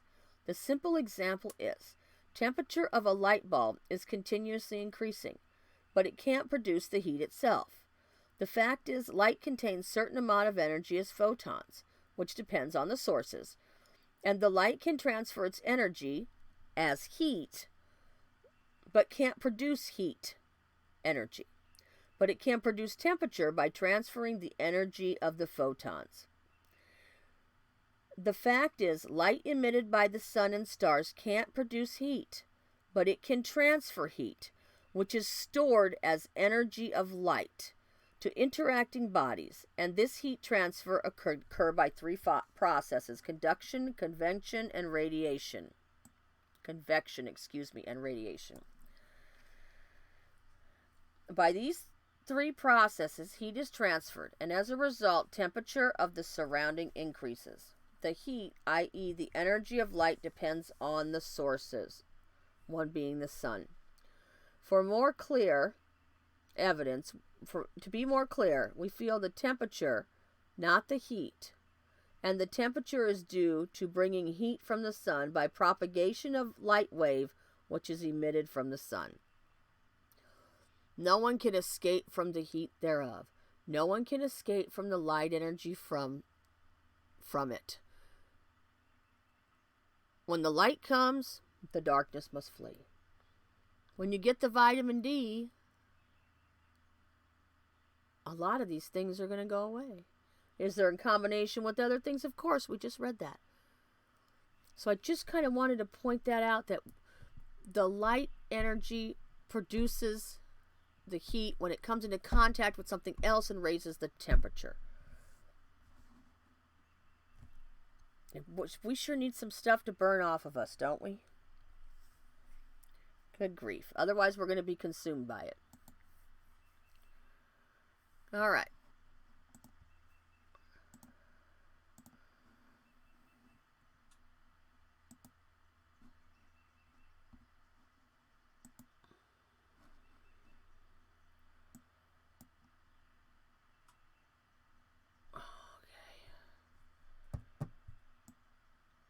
Okay, so we're going to take a break here.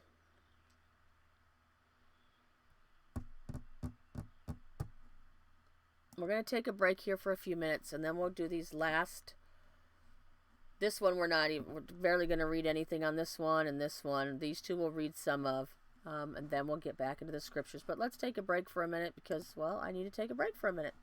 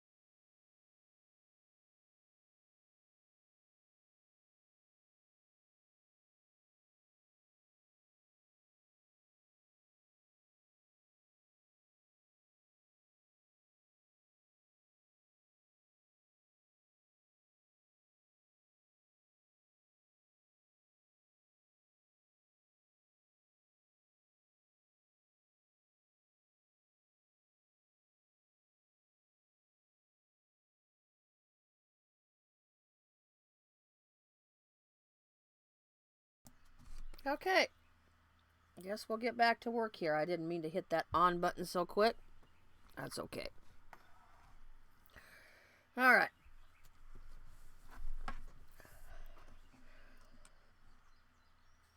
I'm going to go to this article that's circled now.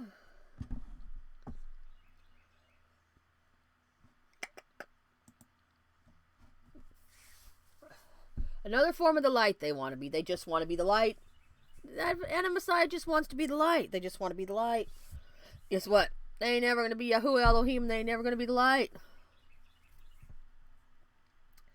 This is from the Proceedings of the National Academy of Sciences of the United States of America. For America. Of America. Which is it? Sono-optogenetics, facilitated by a circulation-delivered rechargeable light source for minimally invasive optogenetics.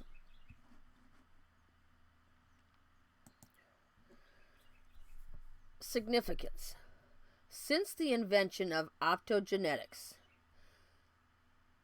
using light to control the activity of individual neurons, which are where? In your brain. I'm not saying they're not anywhere else. And dissect the complex neural circuits has been a powerful tool for neuroscience owing to the high temporal precision and neuron type specificity. Let me tell you, they're up to no good.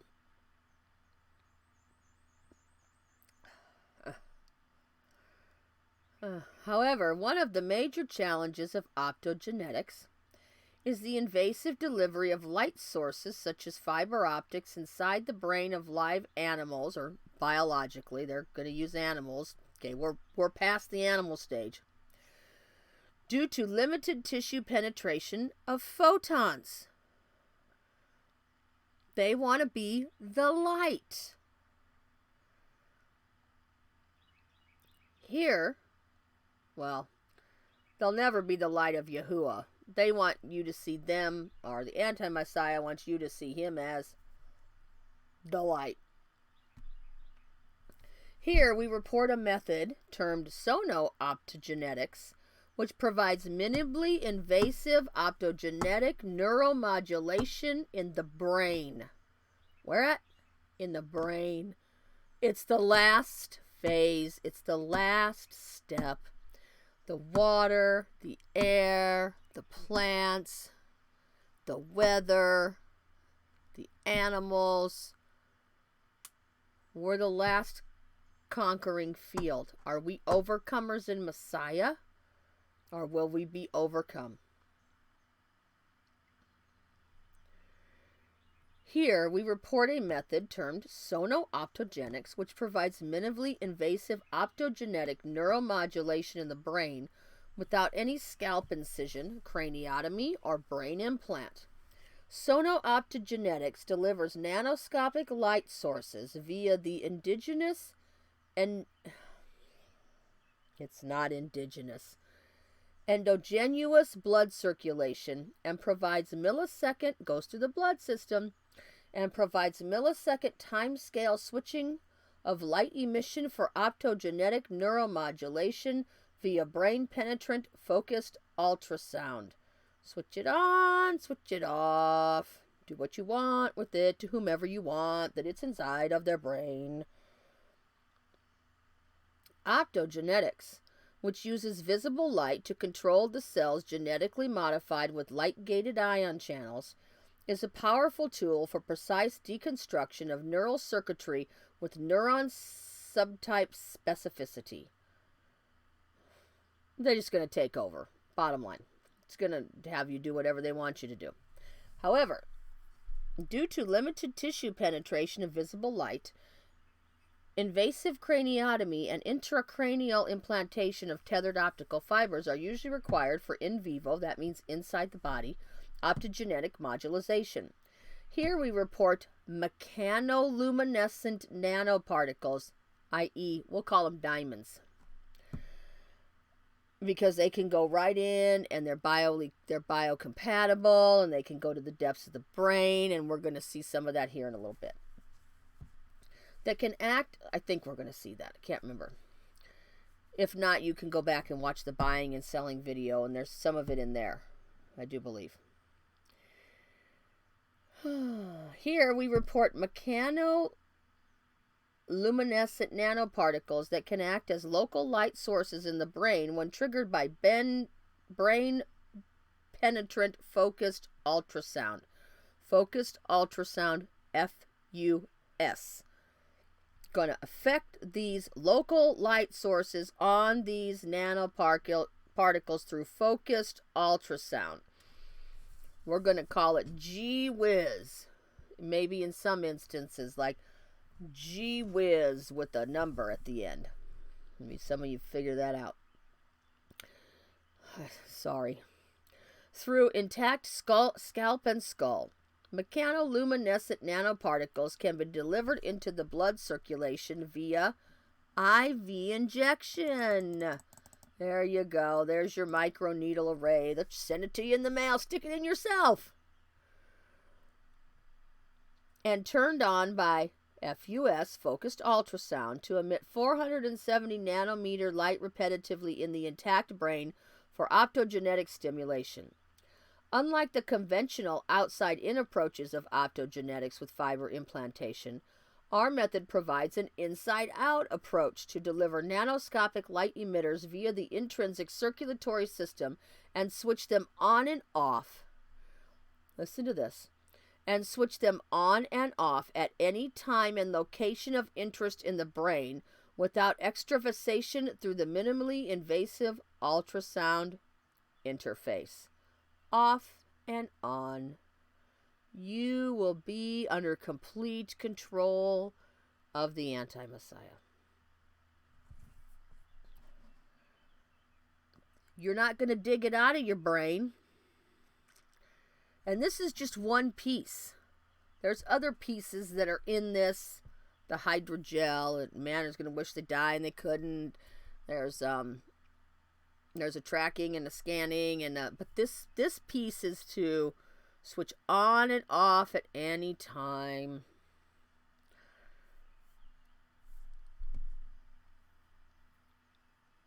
I am so reminded of the sparks of the Kabbalist. Why did they always want this spark? This spark, this spark. And I know there's other reasons that surround it that they say in their literature. But it really reminds me of this. About the spark between the neurons in your brain. The tetrahedrons, the tubulin dimers inside the microtubules, inside the neurons, which spark between neuron and neuron. The light, the spark that causes your brain process to be the one that Yahuah Elohim gave you. It's the last frontier for the anti-Messiah.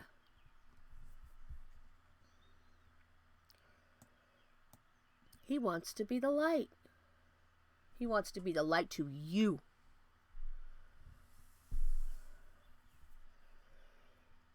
Optogenetics is revolutionizing neuroscience research by offering temporally precise and neuron-type specific dissection of complex neural circuits and brain functions. Since the first demonstration of optogenetic control of neural activity using channel rhodopsins, many efforts have been made to advance both opsin tools and targeting strategies. Opsin. Let me give you the definition of opsin here. I thought I pulled it up. Maybe I didn't. Okay, I didn't. No. Well, let's pull it up. Oh, I can't. I shut my internet off. Hoot. Hold on a minute.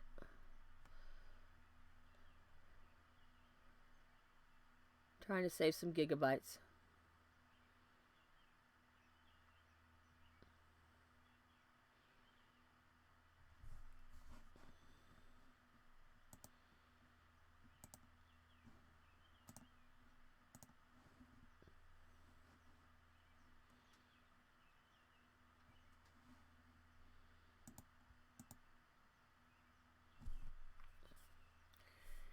a protein which forms part of the visual pigment rhodopsin and is released by the action of light.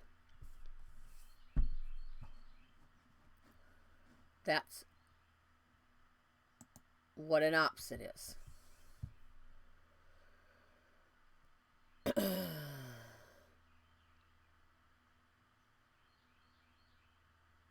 Put on your Google glasses. Get your visual on. Come on. And targeting strategies. However, one of the existing challenges for in vivo, inside the body applications of optogenetics is the invasive delivery of light sources in the brain of live animals. Trust me, you are that animal now. Which usually involves partial removal of scalp and skull, followed by an intracranial implantation of obtrusive optical fibers and light-emitting diodes, LEDs, in the brain tissue.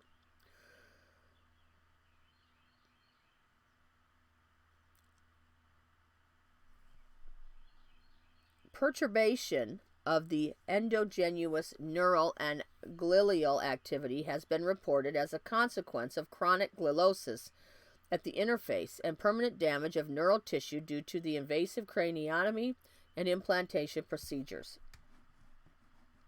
If they don't have to do that no more is what they're telling you. That's what it was.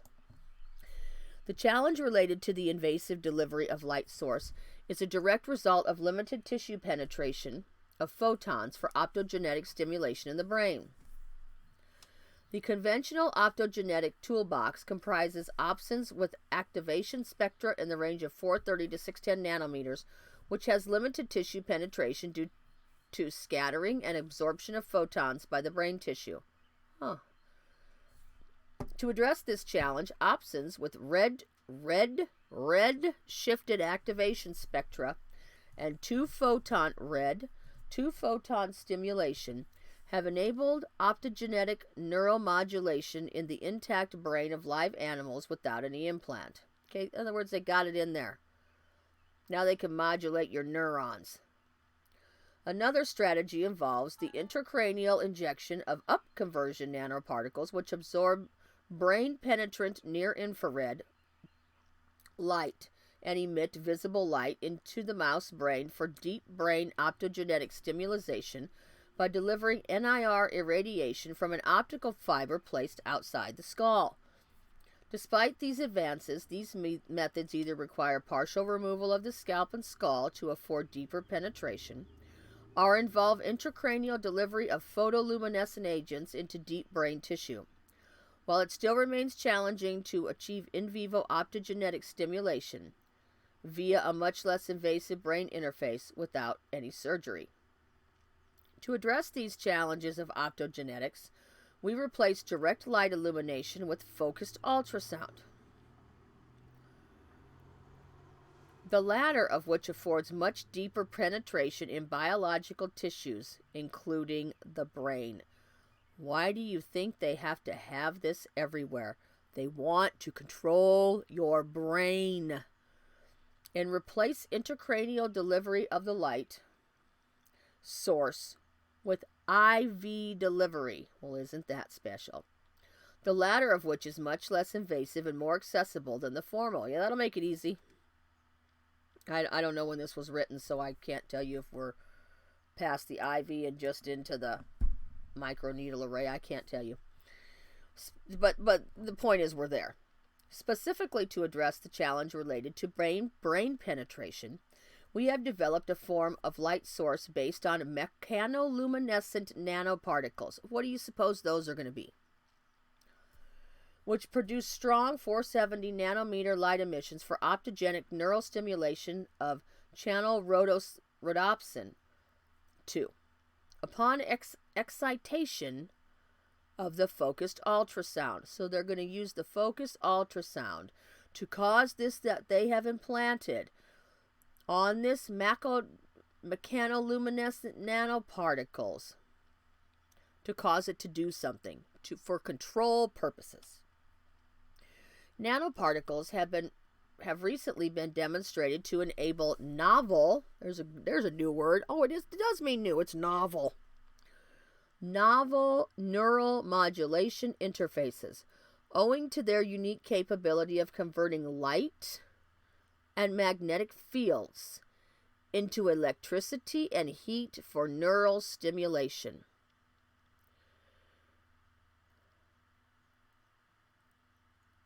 Synapses. They want the synapses in your brain.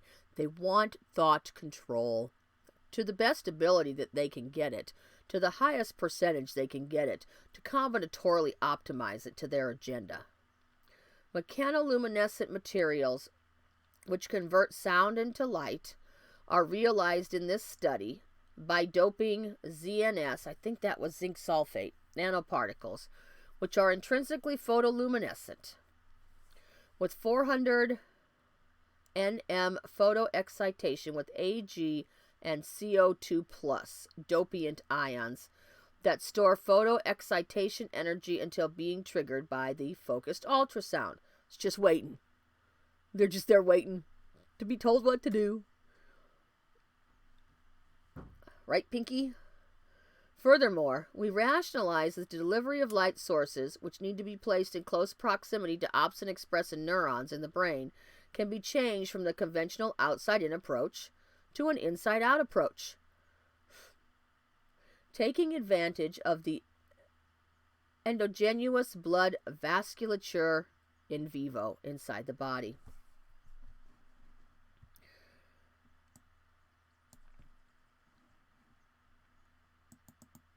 In-blood vasculature has the following advantages that can be leveraged. They're looking for all they can leverage, I can tell you that. For minimally invasive delivery of the light source.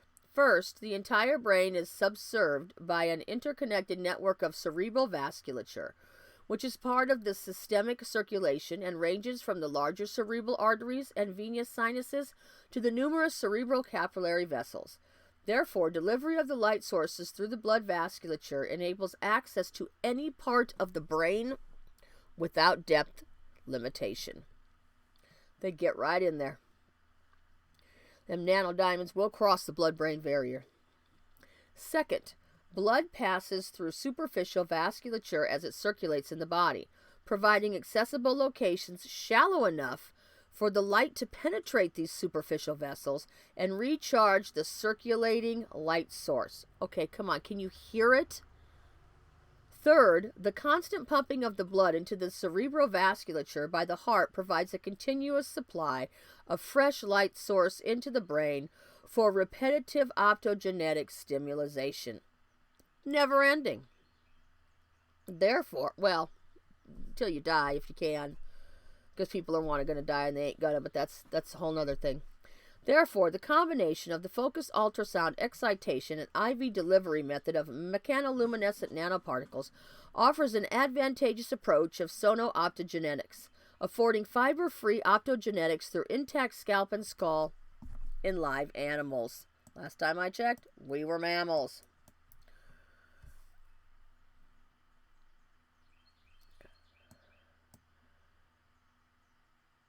Okay, there's a bunch of stuff I'm not going to read to you. It's all the chemical and biological processes.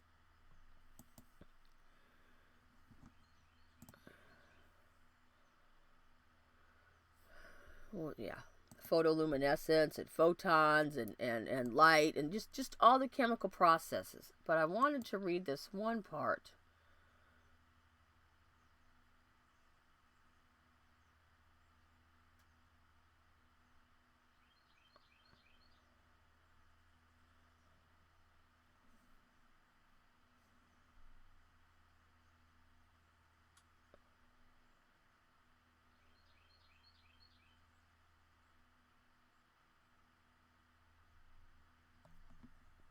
Talks about delivering these with this focused ultrasound can constantly be recharged. These particles, this light source. Okay.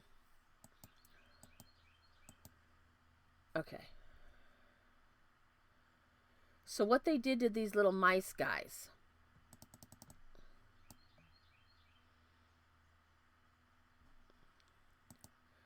They did this to mice. And what they did to the mice, read this paragraph here, and that's all we're going to probably read in here.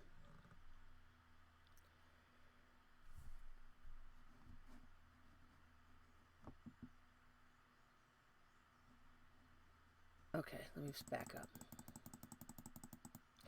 Our in vivo luminescence measurement, that means in the body measurements, revealed several key findings. First, IV injected ZNS and this whole long string of stuff, nanoparticles, at the concentration of 8 mg/ml in the blood circulation, produced so much light emission under a focused ultrasound excitation with an equivalent power density that is described here, compared to an intracranially implanted 5-year cannula. It has been reported that wild-type CHR2, the word that I said above, can be activated at a certain percentage spiking probability, this power density with direct fiber illumination.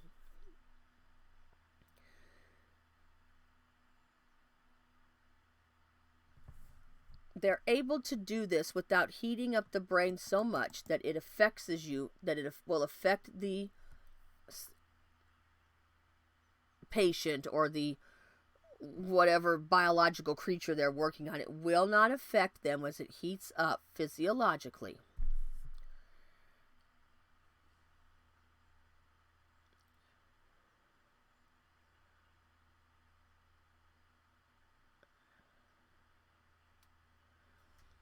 So all the findings above that they talk about, and I'm not going to read them all to you. These findings, all the different numbers and energy levels and all that, these findings suggested the feasibility of using relatively low power through scalp focused ultrasound to activate these CHR2 expressing neurons and evoke behavioral responses in live animals via circulation delivered nanoparticles. Using the parameters determined by the light intensity measurement above, we demonstrated activation of unilateral limb movement by focusing ultrasound to the secondary motor cortex, subserved by blood circulation carrying charged, big long string of chemicals, one being zinc sulfate, I think, nanoparticles, in the right hemisphere through intact scalp and skull. A video camera was used to track the kinematics of the contralateral and ipsilateral limbs, both of which were marked with dots of different colors at the joints. Our experiments revealed key results that demonstrated unilateral limb activation via sono-optogenetic stimulation. Okay, so they did this in the mice. They caused them to move body activity in the direction that they wanted them to move. I know many of you have probably seen the recent patent out there. It's going to be a phone, it's going to be a tablet, it's going to be a watch, and it's going to trace your certain activities, and if you do them, it's going to put money in your quote-unquote cryptocurrency account. Well, guess what? I don't care if it says a tablet or a phone or a watch. It ain't going to be a tablet or a phone or a watch. And guess what? They're going to have control of it eventually when this gets into you. If you allow this, if you take this, you have taken the mark of the beast. You will be under the control of the beast in the beast system. All this other stuff that seems, ooh, that's cool.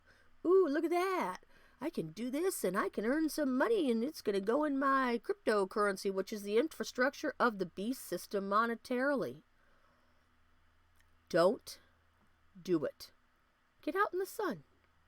Go get some sun while you can. Think about the bridegroom coming out of his chamber in that day. He's going to come at midnight. It's going to be like a light in the dark place. Come on. This is what they're up to. This is what they're doing. They want to be Elohim in your life. Not going to read any more of this. It's enough of that shenanigans. I'm going to go to this one.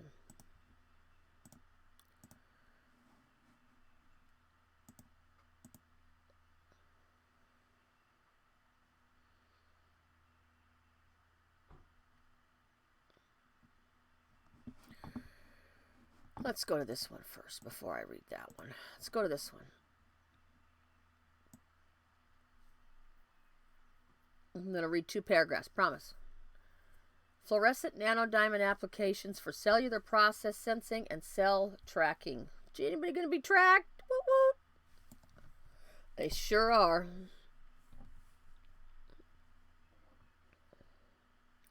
Strap your phone to the back of the dog or a bear or a lion when time comes. Let them chase it around for a while. That is my suggestion to you. Diamond nanocrystals, smaller than 100 nano, I think it's meters, nanodiamonds, are now recognized to be highly biocompatible. It can be in your body. That's all it's saying, is they're compatible with your biological system. They can be made fluorescent with perfect photostability by creating nitrogen vacancy NV color centers in the diamond lattice. In other words, it's like a fingerprint. They've got a rainbow fingerprint.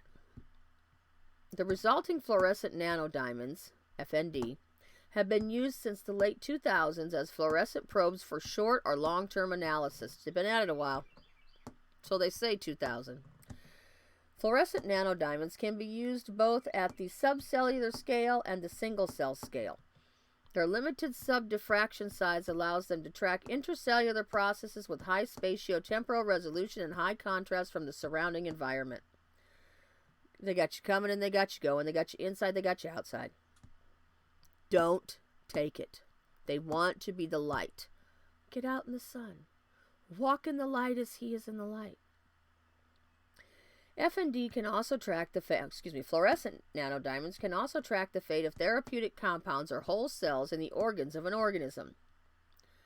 That way the hydrogel can run and make you well, repair you, or kill you. This review presents examples of fluorescent nanodiamond applications for intra and intracellular molecular processes sensing. They're in your brain. Also introducing the different potential biosensing applications based on the opticality detectable electron spin resonance of the nitrogen vacancy center. It's all about the spin. They'll never get to time. I know they've got some new thing where they're getting everything they think time down even better than the atomic scale. They'll never get him. They'll never get to that time and where that electron's going to be. They can't do it. It's impossible. I'm not saying they won't get close, but they won't get there. And 2, for tracking. What? Firstly, fluorescent nanodiamonds themselves to determine their biodistribution, and secondly, using fluorescent nanodiamonds as cell tracking probes for diagnosis or follow-up purposes in oncology and regenerative medicine. How benevolent is that? Go look up dust identity and see what the nanodiamonds have been being used for. We just read some more about the light and what they're doing with the light.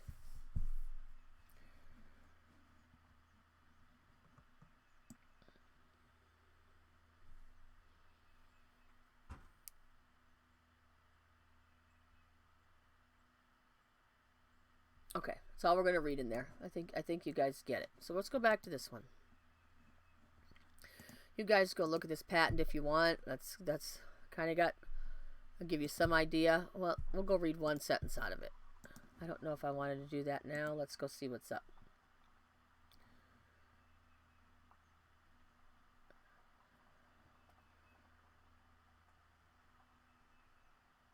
I thought it was 37.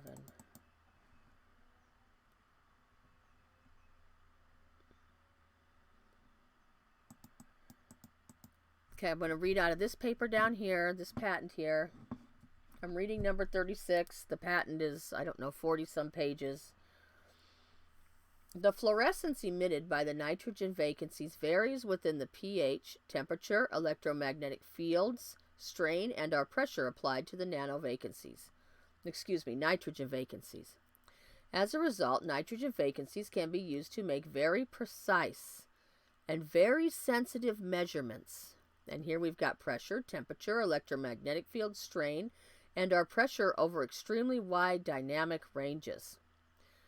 They're measuring in your, they may be measuring other things that are happening in your body, but they are measuring what's happening in your brain because they want control. Focused ultrasound, I don't know if that's the word I would use for it. I'm not sure the word I would use for it. But it'll be something very similar to that for control purposes.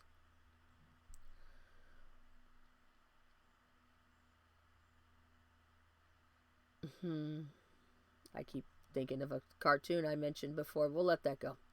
For example, nitrogen vacancy containing diamonds, e.g. bulk diamonds and nanodiamonds, can be used to sense pressure in physical systems involving intense shock waves, compression, high-intensity sound, or explosions such as fluids under compression in oil fields, oceans, like for detecting tsunamis, explosions in the atmosphere, etc. This ability to monitor huge static pressures, as well as obtain ultra-high precision, is useful in studies and applications in geology, oceanography, and atmospheric science.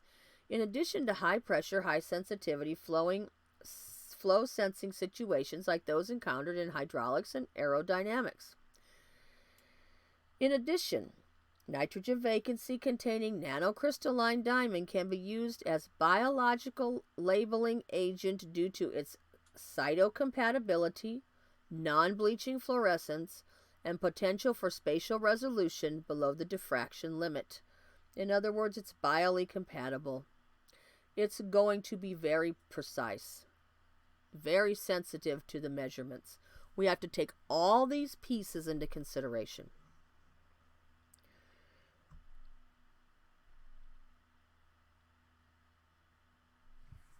Last one.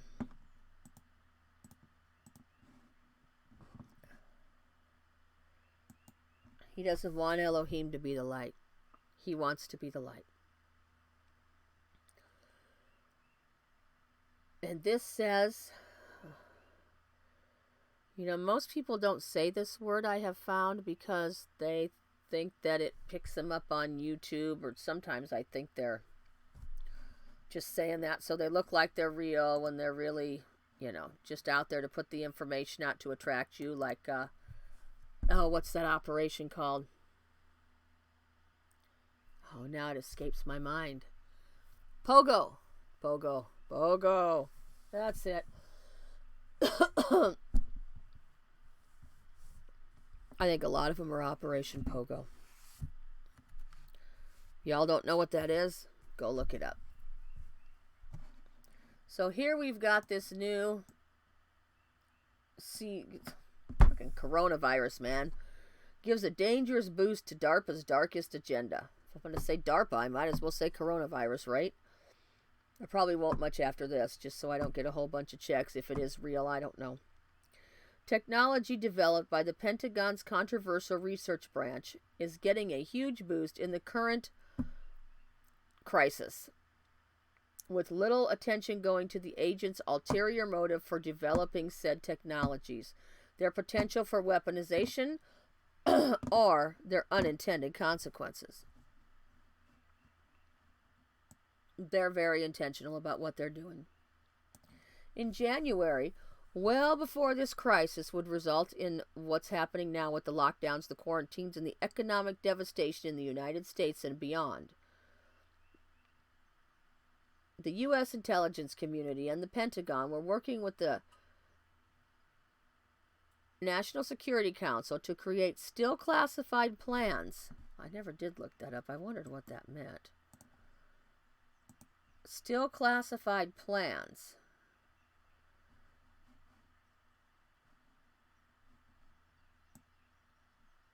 We're not going to read all that. To respond to the imminent pandemic. It has since been alleged that the intelligence and military intelligence communities... Okay, I want to make sure my voice is still going. It's kind of starting to cut out. It has since been alleged that the intelligence and military intelligence communities knew about the likely situation we have now in this country as early as last November and potentially even before then. Okay, anybody believes that they didn't know before last November or a couple months before then is under a rock. Okay? Wake up. Given this foreknowledge, what? Given the foreknowledge,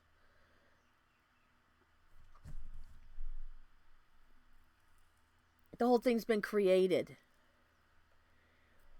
And the numerous simulations conducted in the U.S. last year regarding this global crisis at least 6 of varying scope and size, it has been asked, why did the government not act or prepare if an imminent global pandemic and the shortcomings of any response to such an event were known? Though the answer to this question has frequently been written off as mere incompetence, these people are not incompetent. Might there be some incompetence on the lower ranks that don't realize it? Okay, maybe. These are smart people. Want to be the light, because the anti-Messiah wants to be the light. Frequently written off as mere incompetence in mainstream media circles, it is worth entertaining the possibility that this crisis was allowed to unfold. Stop entertaining it. This is not Entertainment Tonight. This is not the movies. This is not Netflix. This is not HBO. This is not the movie theater. This is real life, and you're living it. And this is what's coming. Because he wants to be Elohim. And your brain is the final frontier. Your brain, your body, and everything that Yahuah has in you is their final frontier. Why would the intelligence community or another faction of the U.S. government knowingly allow a crisis such as this to occur? The answer is clear if one looks at history. Well, okay. I don't know what's coming in this sentence. We're going to find out. I can't remember what I read. As times of crisis have often been used by the government to implement policies that would normally be rejected by the American public. Right? Well, that's a correct statement. It's been a game all the way along for a long time. He's been biding his time a long time, and you talk about near time. I'm not saying to be focused on the enemy by any stretch of the imagination. You have now been warned if you haven't been warned already, and you're going to see how it is the exact opposite of Yahuah Elohim. You already saw it in Psalm 19, and we ain't even touched on any of the scriptures anymore yet. We're not even there. Come on. Get out in the sun. Love your bridegroom. Because this is what they want to do to you. And it doesn't matter what you do. You have to get your relationship with him, Yahuah, correct. And those around you.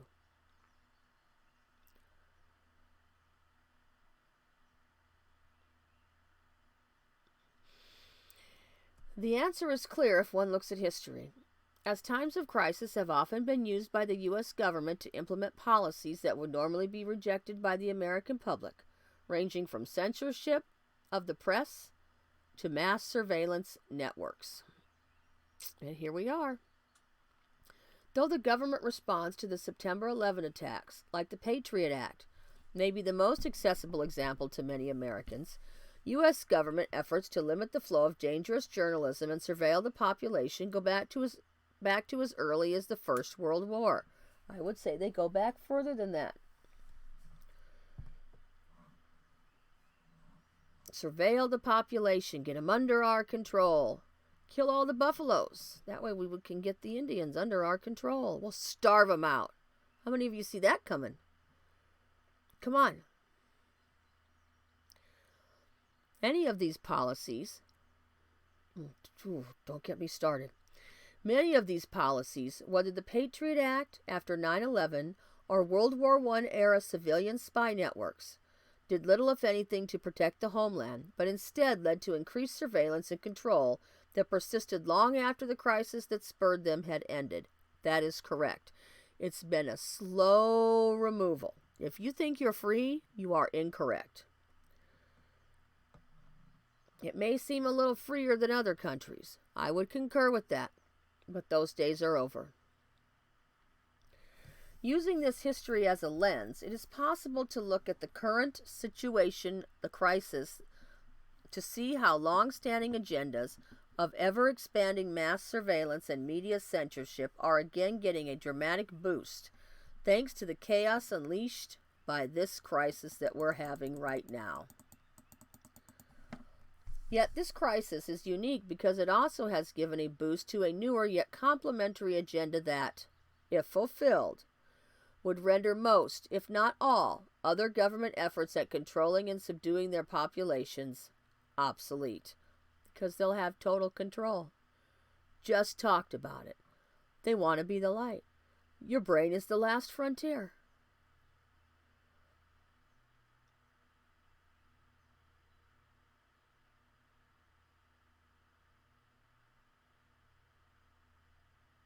Causing you to be in their system. I'm just going to say it the way I'm thinking it. As opposed to the system of Yahuah Elohim and doing what he has commanded. They don't need any other system. They gotcha. The DARPA dystopia. From here on out, we're going to call them an alphabet agency. For years, the Pentagon's Defense Advanced Research Projects Agency, the Alphabet Agency, has remained largely out of sight and out of mind for most Americans, right? How many of us pay attention to that? As their research projects are rarely covered by the MSM, mainstream media, and when they are, their projects are often praised as bringing science movies to life. Oh, how benevolent. Oh, isn't that wonderful? Oh, look at what we can do now. Oh, isn't this cool? However, there have been recent events that have marred the Alphabet Agency's often positive portrayal by the MSM, which paint the agency as a beacon of scientific progress that has changed the world for the better. For who's better? Not for Yahuah's. For instance, in 2018, a group of European scientists accused the Alphabet Agency, Insect Allies, it's the name of the program, Insect Allies, of actually being a dystopian bioweapon program that would see insects introduce genetically modified viruses into plants to attack and devastate a targeted nation's food supply. If the hornets don't work, we got more. Or maybe the hornets are helping. I don't know. I can't answer that. Interesting thought. The Alphabet Agency, of course, maintained that its intent to use these insects to genetically modified plants was about protecting the food supply. Well, how benevolent. We need them to do something to the food supply, even more than they already have, and we just can't let Yahuah do, just can't let things do what they were meant to do when he created them, at least in, to some extent in this sinful, fallen world we live in. Thank you very much, Mr. Alphabet Agency. All the king's horses and all the king's men. And I'm not talking about Yahuah's men. Regardless of the Alphabet Agency's assertions that it is merely a defensive program, it should be clear to readers that such a technology could easily be used either way, depending on the wielder. Through the Alphabet Agency's futuristic weapons of war,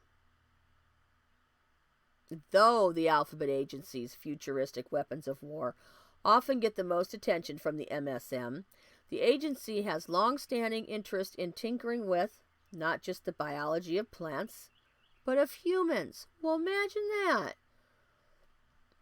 The Alphabet Agency, which is funded to the tune of approximately $3 billion a year, has various avenues through which it pursues these ambitions. How ambitious of them. Wonder where they got their ambition. It isn't to follow the Torah in the Torah. We can pray that they would one day, that some would come out, but that is not their ambition. They do not serve Yahuah Elohim. They do not. They do not have your best interest at heart. They do not. With many of those now under the purview of the agency's Biological Technologies Office, the BTO. They've got these things on. They've got a Biological Technologies Office created in 2014. As of late, some of the Alphabet Agency's human biology and biotech projects at its BTO have been getting a massive PR boost thanks to the current crisis, with recent reports even claiming that the agency might have created the best hopes for stopping this crisis, this virus. Good grief. What a farce. Most of these technologies garnering positive media coverage thanks to the crisis were developed listen to this. Let me say that slower. Most of these technologies garnering positive media coverage thanks to this crisis were developed several years ago or longer. What do you mean by several? I don't know. Define it. They include the alphabet agency's funded platforms used to produce DNA and RNA vaccines. We'll call them shots. Classes of shots that have never been approved for human use in the U.S. and involved injecting foreign genetic material into the human body. Notably, this very class of shot now being produced by this alphabet agency partnered companies that billionaire and global health philanthropist, the Gates of Hell, recently asserted has him most excited relative to other crisis shots candidates. This one has the Gates of Hell most excited. Yet key aspects regarding these shots and other alphabet agency healthcare initiatives have been left out of these recent positive reports, likely because they provide a window into what is arguably the agency's darkest agenda. In vivo, inside the body, in you, in me, in your brain, if you let it, nano platforms. In 2006, this alphabet agency announced its Predicting Health and Disease, PhD program, which sought to determine whether an individual will develop an infectious disease prior to the onset of symptoms. Well, if they could tell that, they don't need a shot, right? But we don't want either one. Let's just let Yahuah do what Yahuah does. How about that?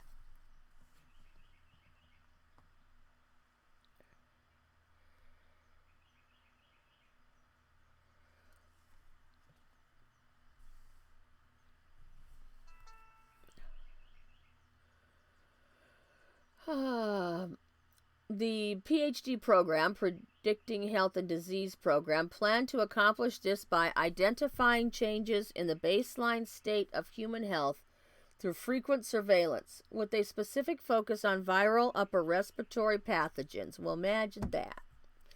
3 years later, in 2010, the Alphabet Agency funded researchers at Duke University created the foundation for this tool, which would use the genetic analysis of blood samples to determine if someone is infected with the virus before they show symptoms.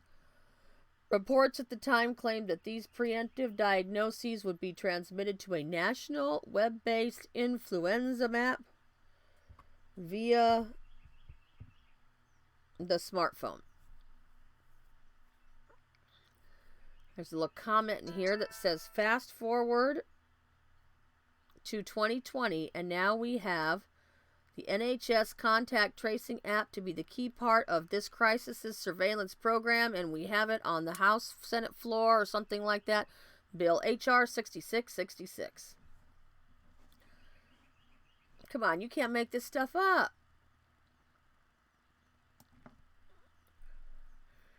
Following the creation of the Alphabet Agency's Biological Technologies Office in 2014, this particular program gave rise to the In Vivo Nano Platforms program, IVN. The diagnostics branch of that program, abbreviated as IVN:DX, we'll just call it IVNDEX, investigates technologies that incorporate implantable nanoplatforms composed of biocompatible, non-toxic materials, in vivo sensing of small and large molecules of biological interest, multiplex detection of analytes and at clinically relevant concentrations, and external interrogation, outside in, of the nanoplatforms without using implanted electronics for communication. Do you wonder where that's going to come from? Past reports on the program describe it as developing classes of nanoparticles to sense and treat illnesses, disease, and infection on the inside. The tech involves implantable nanoparticles which sense specific molecules of biological interest. The Alphabet Agency's In Vivo Nanoplatform program has since helped to finance and produce soft, flexible hydrogels that are injected just beneath the skin to perform health, monitoring, and that sync to a smartphone app to give the use immediate health insights.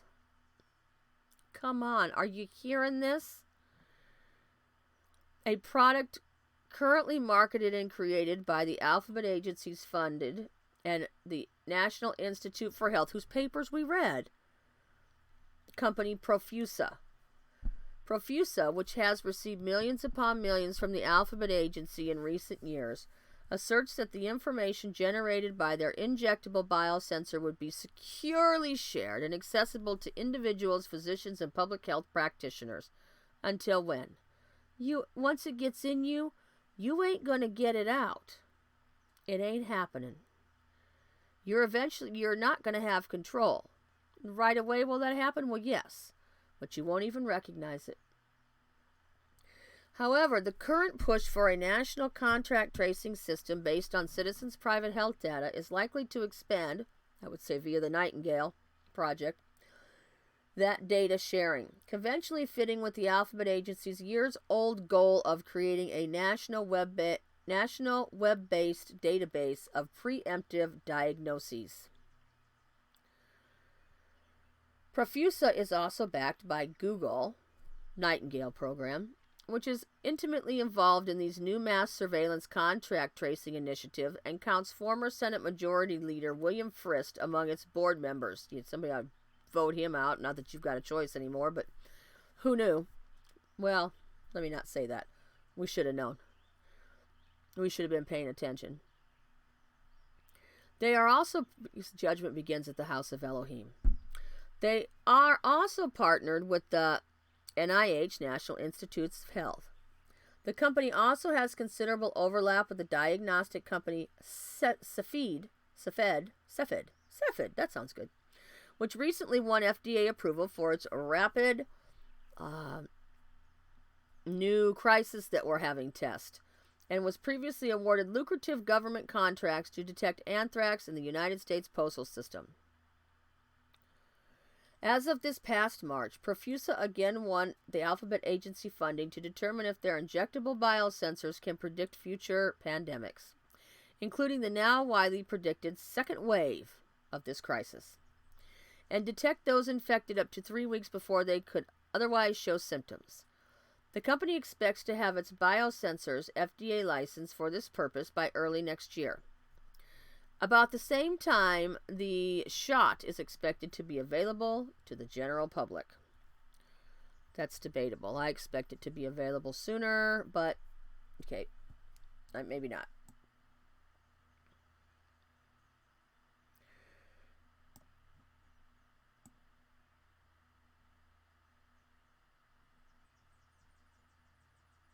All right. 2 more sections, and then we'll go back to the scripture. Another long-standing alphabet agency is called Living Foundries. This title to this section. Another long-standing alphabet agency program, now overseen by the BTO, the Biotechnology's Office, is known as Living Foundries. According to the alphabet agency's website, Living Foundries aims to enable adaptable, scalable, and on-demand production of synthetic molecules by programming the fundamental metabolic processes of biological systems to generate a vast number of complex molecules that are not otherwise accessible. Through Living Foundries, this alphabet agency is transforming synthetic biomanufacturing into a predictable engineering practice supportive of a broad range of national security objectives. Well, isn't that benevolent? The types of research this Living Foundries program supports involves the creation of artificial life, including the creation of artificial genetic material, including artificial chromosomes, the creation of entirely new organisms, and using artificial genetic material to add new capacities to human beings, i.e., genetically modifying humans through the insertion of synthetically created genetic material.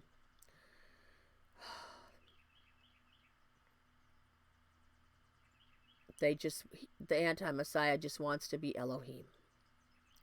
He wants to be the light in you. He doesn't want you created as anything that Elohim created you to be, which is obvious. The latter is a particular concern, though all are honestly concerning, as the Alphabet Agency also has a project called Advanced Tool for Mammalian Genome Engineering, which, despite having mammalian in the name, is focused specifically on improving the utility of human artificial chromosomes, HACS, which this agency describes as a fundamental tool in development of advanced therapeutics, shots, and cellular diagnostics. Though research papers often focused on these human artificial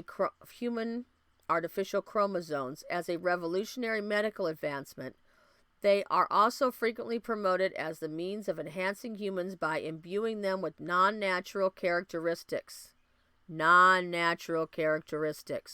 including halting aging or improving cognition.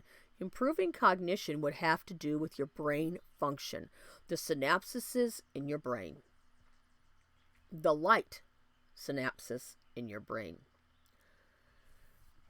This Alphabet Agency is known to be involved in research where these methods are used to create super soldiers that no longer require sleep or regular meals, among other augmented features, and has another program about creating metabolically dominant fighters.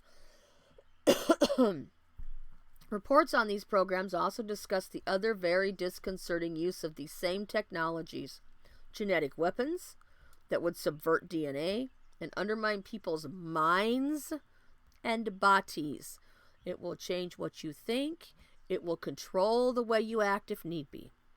Just act incorrectly. See what happens. Another potential application being actively investigated by the Alphabet Agency is its biodesign program, which is examining the creation of synthetic organisms that are created to be immortal. Ain't gonna happen. And, they're gonna burn in the lake of fire, immortal or not. And programmed with a kill switch, allowing a synthetic yet organic organism to be turned off at any time. Think 3D biological printers. This has led some to speculate such research could open the doors to the creation of human replicants, used for fighting wars and other tasks, such as those that appear in the science fiction film Blade Runner.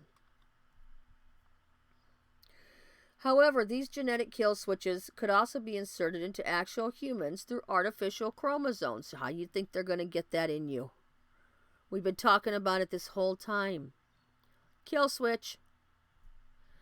Just as they have the potential to extend life, they also have the potential to cut it short.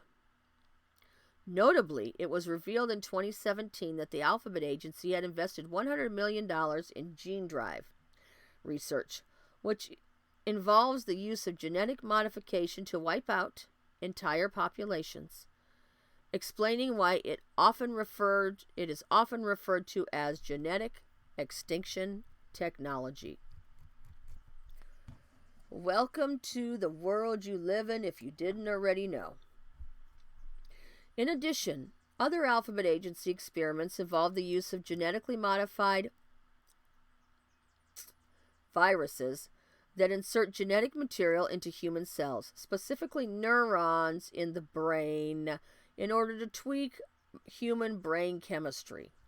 In one example, DARPA-funded research, I said it, that's the Alphabet Agency. It'll make me stick out my tongue because it goes sideways when I do. DARPA-funded research has altered human brain cells to produce two new proteins.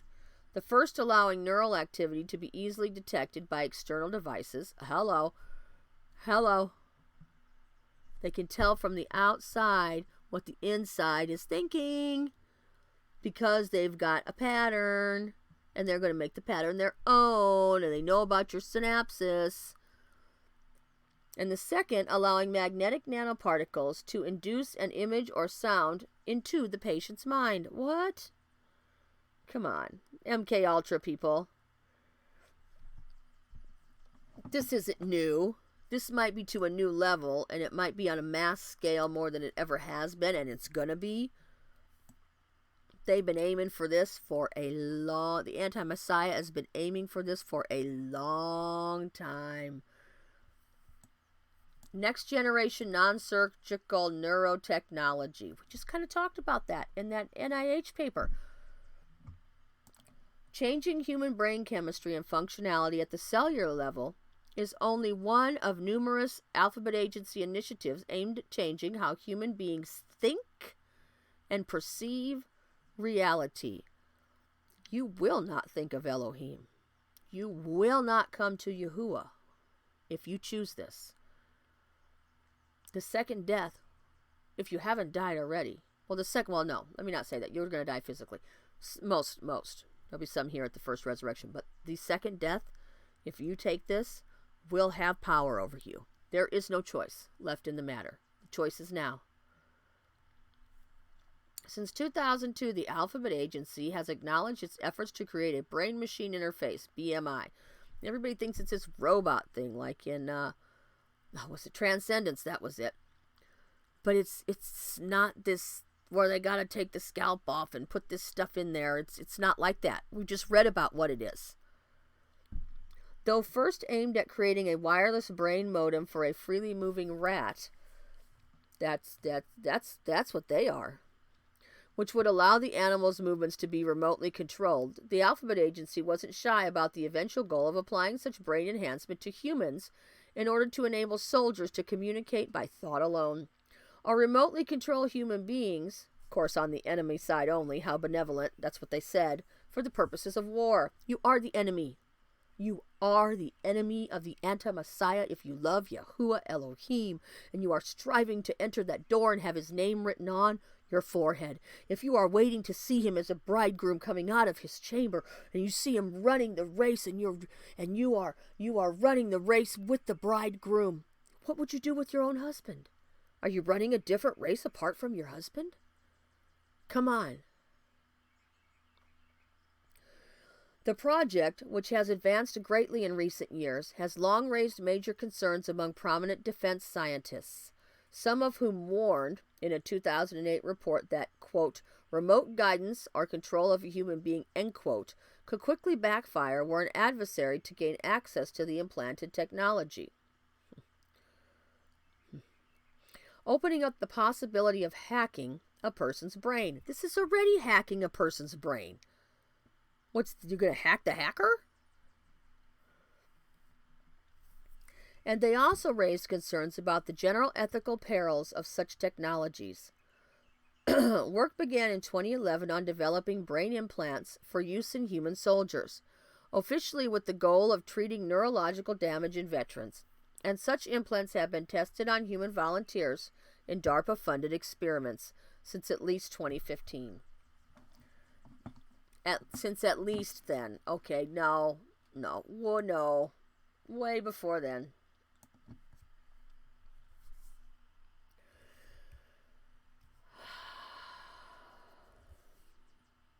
Concerns like those raised by those defense scientists in 2008 have been regularly dismissed by the Alphabet Agency, which has consistently claimed that its controversial research projects are tempered by their in-house ethical experts, of which they have absolutely none under Yahuah Elohim. I can guarantee you that. I don't even know who these people are, but none of these people, anybody that's even considering this, is not ethical.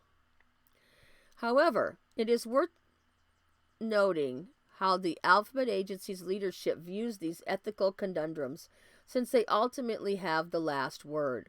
For example, in 2015, Michael Goldblatt, then director of the Alphabet Agency's Defense Sciences Offices, DSO, which oversees most aspects of the agency's Super Soldier program, told journalist Annie Jacobson that he saw no difference between having a chip in your brain that could help control your thoughts and a cochlear implant that helps the deaf ear hear. When pressed about the unintended consequences of such technology, Goldblatt stated that there are unintended consequences for everything. Okay, you guys, come on. There's no difference between having an implant that helps your deaf ear hear than having a chip in your brain that controls your thoughts. I would disagree with that statement vehemently. Thus, it is worth pointing out that while the Alphabet Agencies develop technologies from human genetic engineering to the brain-machine interfaces are often first promoted as something that will revolutionize and improve human health, they come in under the guise of benevolence. The Alphabet Agency sees the use of these technologies for such ends as being on the same footing as other dystopian and frankly nightmarish applications like thought control. BMIs are no exception, having first been promoted as a way to boost bodily functions of veterans with neural damage or post-traumatic stress disorder. That was the benevolent aspect they came in on. And to allow amputees to control advanced prosthetics. While these do indeed represent major medical advances, the Alphabet Agency's leadership has made it clear that they see no distinction between the medical use of BMIs and using them to exert near total control over a human being by guiding their thoughts and even their movements, which we read about in the NIH paper, which will come in through light. It will be, the basis of it all is light. Such stark admission from the Alphabet Agency leadership makes it worth exploring the state of these current brain-machine interface programs, as well as their explicit goals. For instance, the goals of the Alphabet Agency's next-generation non-surgical, we read about that, neurotechnology N3 program involves using non-invasive or minimally invasive brain-computer interfaces to read and write directly onto the brain.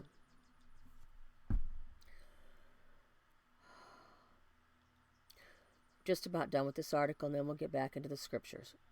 According to one recent report on the Alphabet Agency's N3, Next Generation Non-Surgical Neurotechnology, that's the N3 program, one example of minimally invasive technologies could involve an injection, I'm just going to read it like it is, an injection of a virus carrying light-sensitive sensors or other chemical, biotech, or self-assembled nanobots that can reach individual neurons in the brain or other places in the brain and control their activity independently without damaging sensitive tissue. The proposed use for these technologies isn't yet well specified, right? But as animal experience have shown, controlling the activity of single neurons at multiple points is sufficient to program artificial memories of fear, desire, and experiences directly into your brain. Though the purported goal of the N3 program is related to creating thought-controlled weapons that react and fire based on a soldier's thoughts, the fact that the technology is also biodirectional opens up the disturbing possibility that efforts will be made to control and program a soldier's thoughts and perceptions as opposed to the other way around. Duh! This may be more of the plan than the Alphabet Agency has publicly let on, since official military documents have openly stated that the Pentagon's ultimate goal is to essentially replace human fighters with self-aware, interconnected robots who will both design and conduct operations against targets chosen by artificial intelligence systems. They're not even making the choice. The AI system's going to make the choice. I feel like you're living in, was it Total Recall, maybe? This weapon system of the not-so-distant future seems to have little room for human beings. That is correct. You will no longer be a human. You will be a slave, or you will be dead.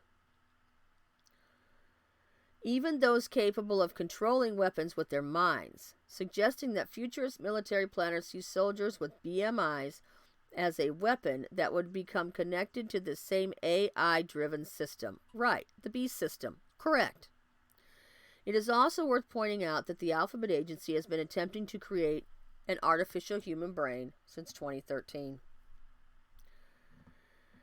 In addition, reports on the Alphabet Agency's BMI efforts have suggested that this biodirectional technology will be used to cloud the perception of soldiers by distracting them from the emotional guilt of warfare, a move that would set a dangerous precedent and one that would surely result in a marked jump in war crimes.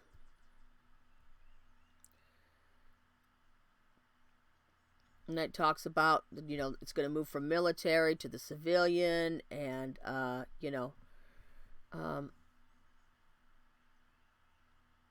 there's more in this article. That's really all we need to read. I'm sure you get the gist of all this by now. He wants to be the light. He wants to be everything to you. He wants to be the light inside of you. He wants you to have nothing to do with the light of the bridegroom. He doesn't want you to be healed. He wants you to be under his control. He doesn't want you to have the choice to ever obey the bridegroom and the rules of the house. Let's finish on with this psalm here now. Let's see if that's not true.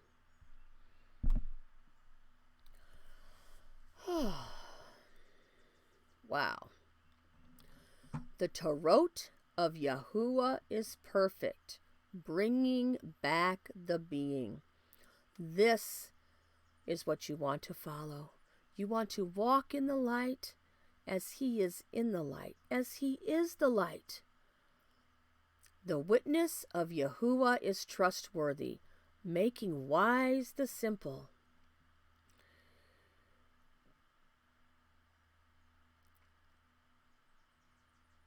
This light that they want to put in you is going to allow you never again to have the witness of Yahuah Elohim. You will never be wise in his kingdom and of him. It will have complete control. The orders of Yahuah are straight, rejoicing the heart. Walk in the light.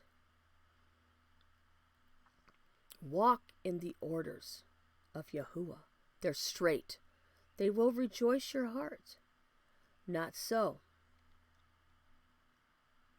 with the light they want to give you and how they want to give it to you. The command of Yahuah is clear, enlightening the eyes.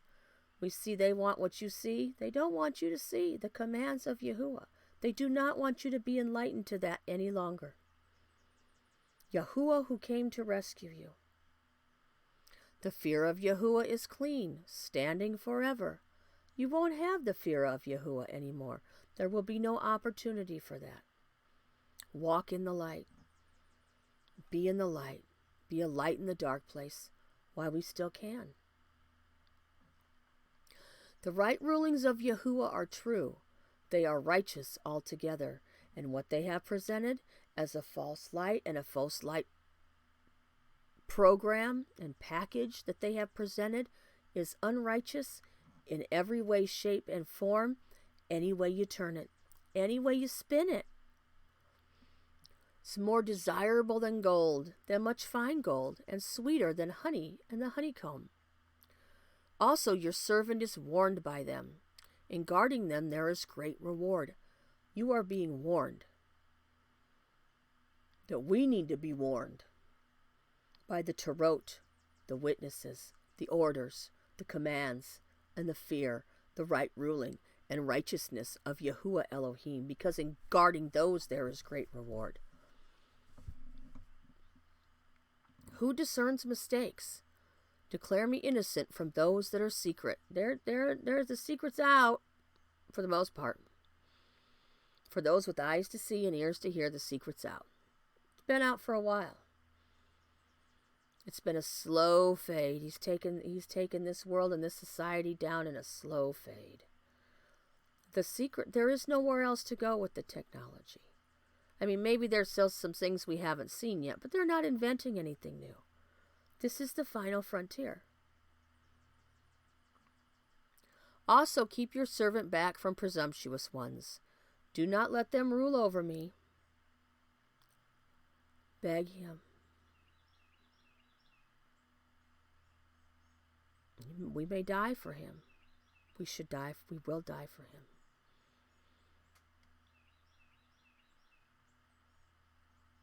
Toma was willing to go and die with the master.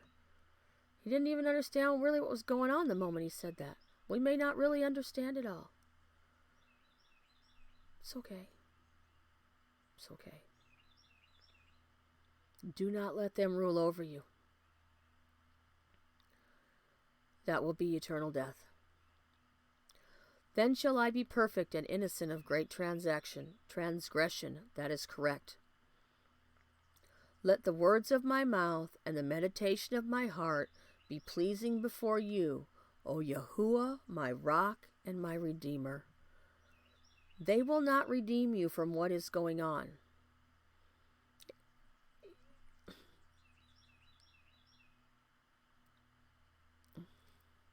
The pieces that are true and the pieces that aren't. Let me phrase it that way. Yahuah is your Redeemer. He is your salvation. He is Yahusha who came to rescue us. Let the words of your mouth and the meditation of our heart be on that. Be on the bridegroom that is coming out of his chamber, wanting to bring those in that he would protect at all costs. He will protect you at all costs. He gave everything to protect you. All right, let's see what's next here. I got no idea. Oh, okay. This is going to be a long one. That is correct.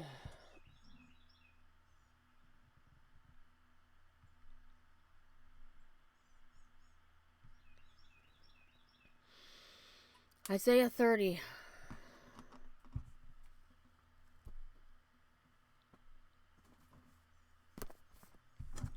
I would suggest getting your scriptures out before we start. I'm going to take just a minute break. Okay, see you in a minute.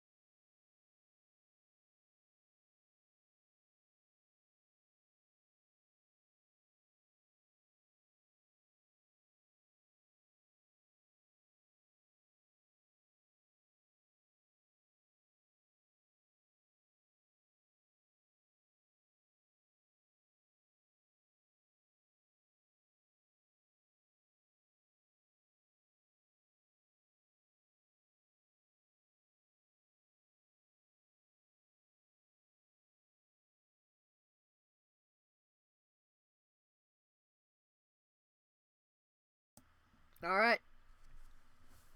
Let's finish this out. I'm going to read Isaiah 30. And we're going to read Isaiah 30, start at verses 1 to 7. Woe to the stubborn children, declares Yahuah, to take counsel, but not from me. Are we going to take counsel from all these people that I just spoke of? In whatever way, shape, and form the king's horses and the king's men are presenting themselves? Are we going to be stubborn? Are we going to make counsel according to what they said to other people? Are we really these strong, mature? Are you a tree? If you haven't seen that, I suggest you go watch it. Are you a tree? A firm, rooted, one that can give out counsel and advice in the community? Or are you going along with the plans of the anti-Messiah. And to devise plans, but not of my spirit, in order to add sin to sin. Well, if this isn't adding the biggest sin to sin, I am unsure what is. If the mark of the beast is not that sin isn't sin, but if this isn't over the top, I just don't know what is. Who are setting out to go down to Mitzrayim, and have not asked at my mouth, to be strengthened in the strength of Pharaoh. Who do you think these people represent? They are not Yahuah Elohim, the bridegrooming coming out of his chamber in your life. Let's pull that up in the reason it's yellow.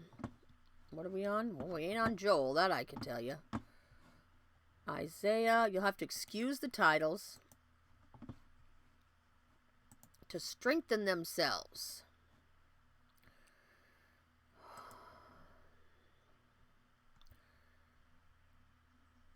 In the strength of Pharaoh. Here it is right here. To be made strong or hard. I get some hard people out there. Ayin, Zion, Zion. It comes from the Ayin, Zion. The action is bold, the abstract is strong. The pictograph ayin is a picture, the eye representing knowing, or intimacy, or knowledge, or wisdom, or experience.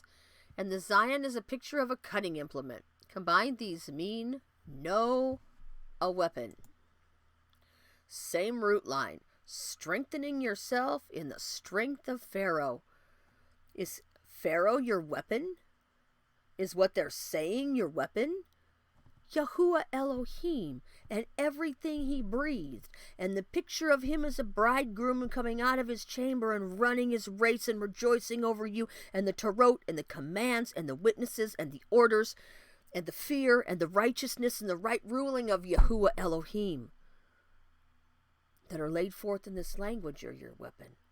Pharaoh ain't got nothing on that. Stop it.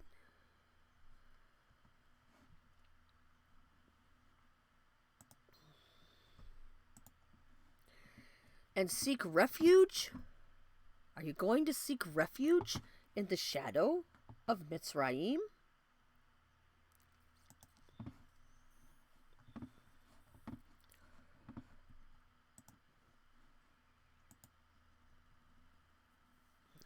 The place, a place of shadows. Are you going to seek refuge in the shadow? Are you on the trail, being hunted down, to be yoked to? Are you being chased to be yoked to? You're going to take shadow on the trail of being yoked to Egypt? Are you going to take refuge under the shadow of his wings, which is the tzitzits on the priestly garment, which falls under the commands, the Torot, the right rulings, the righteousness? I'm not saying you don't ever need a little shade from the sun. Whose shadow are you going to take refuge in this day? Whose shadow are you going to take refuge in today?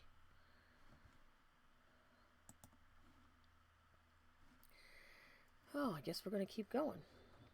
And the strength of Pharaoh shall become your shame, and the refuge in the shadow of Mitzrayim is going to be your confusion. How much have they confused you? Therefore, knowing Pharaoh and his ways, and following them as your weapon to the point of receiving the mark of the beast, will be your shame. Shame. Genitals. Abstract is shame, a dry and arid desert. Also, shame is one who is dried up. You mean that wind that's when it hits the... You mean the sun when it hits the earth and it transfers the heat, and the wind that blows over it from his breath that draws everything out and dries it up. You're going to be ashamed because that seed ain't going to be in you. You're going to be dried up. You're going to be ashamed.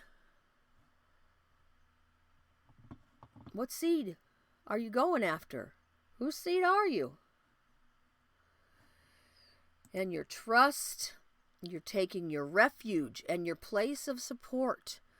To take refuge or trust in a thing to take refuge or place one's trust in one or a thing of support, they are not on your side. Pharaoh is not on your side.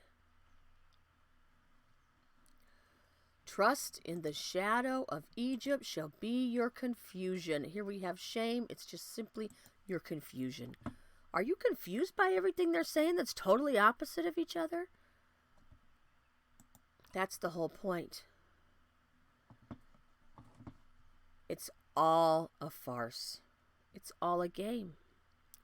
And guess what? It's always been a word game. It's a word game. You think they're playing with your mind now. Wait till they get that thing in there. For his princes were at Zoan, and his messenger came to Hanes.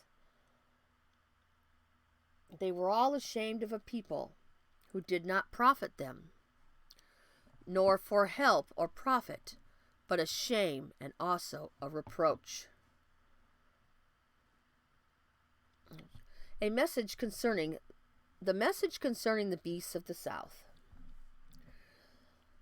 Through a land of trouble and distress, from which came the lioness and lion, the adder and the fiery flying serpent, they convey their riches on the backs of young donkeys and their treasures on the humps of camel, to an unprofitable people. All the profit in the world is unprofitable. Mitzrayim's help, their treasures, everything they have, is unprofitable to you. Even Mitzrayim.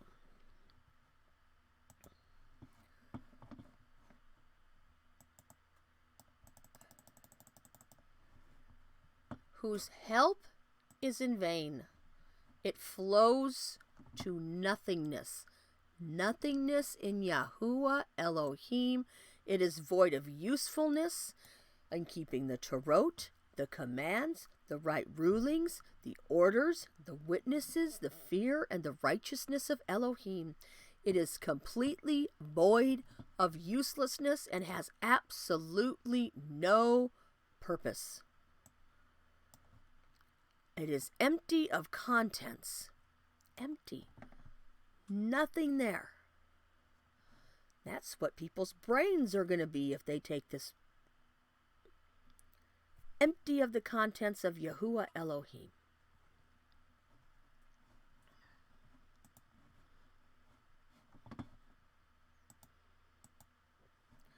And go. Write it before them on a tablet, and inscribe it on a scroll, that it is for a latter day, a witness forever. Come on now. You think we're not there? If we were ever there, we're there today. I guess I got latter day in that color. Let's see what it says.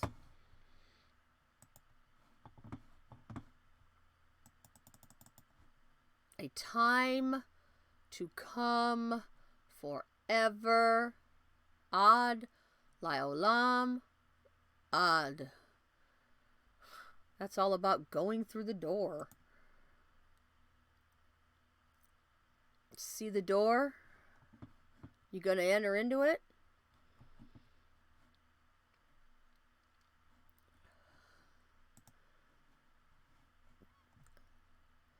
That this is a rebellious people, lying children, children who refuse to hear the Torot of Yahuah. Can you hear the Torot of Yahuah? Follow his commands, his righteousness, his judgments, his right ruling, his orders.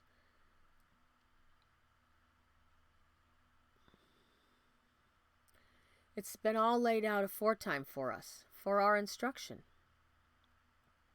They don't want you to hear that. They don't want your eyes to be enlightened in the things of Yahuah. And what do these people say to the seers? Which say to the seers, to see or perceive something or someone, also to see visions. The ability to see, perceive, or have a vision. which say to the seers, see not, don't want to hear it, do not want some itchy, tickly feel good, don't want to seek it for themselves. To the seers, they say, see not. Well, I'm here to tell you what I see. And to the prophets, and this is not Nebiah, and to the prophets, which is someone who sees, the action perceived and the concrete is light. The ability to see beyond what is seen in the physical present as a light piercing through darkness. I have shown you the darkness. The light pierces through the darkness. The light of Yahuah Elohim pierces through the darkness and can see what is beyond and can tell you what's coming. Do you want the light of Yahuah Elohim to pierce that darkness in your life, in the situation around you, to be able to see? Because it's still there.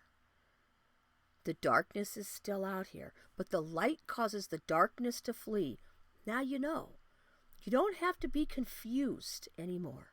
You don't have to run under the shadow of Pharaoh.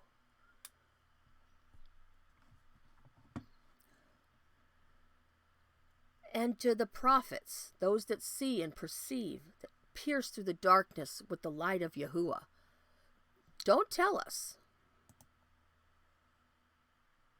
Prophesy not unto us right things, right in front of you, straightness, right in front of you.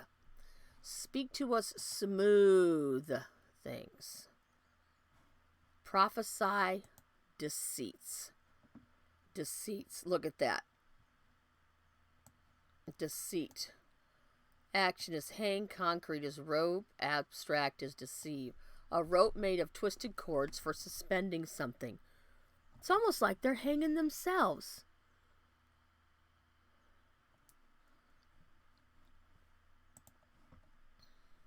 Turn aside from the way, swerve from the path. Cause the set-apart one of Israel to cease from before us. Therefore, thus says the set-apart one of Israel, because you despise this word, and trust in oppression and perverseness, and rely on them. Because all the enemy wants to do is come to steal, kill, and destroy. Perverse as perverse can be. Therefore, this crookedness is to you like a breach ready to fall, a bulge in a high wall, whose breaking comes suddenly, swiftly. It'd be just like that. Are you ready? What do you want?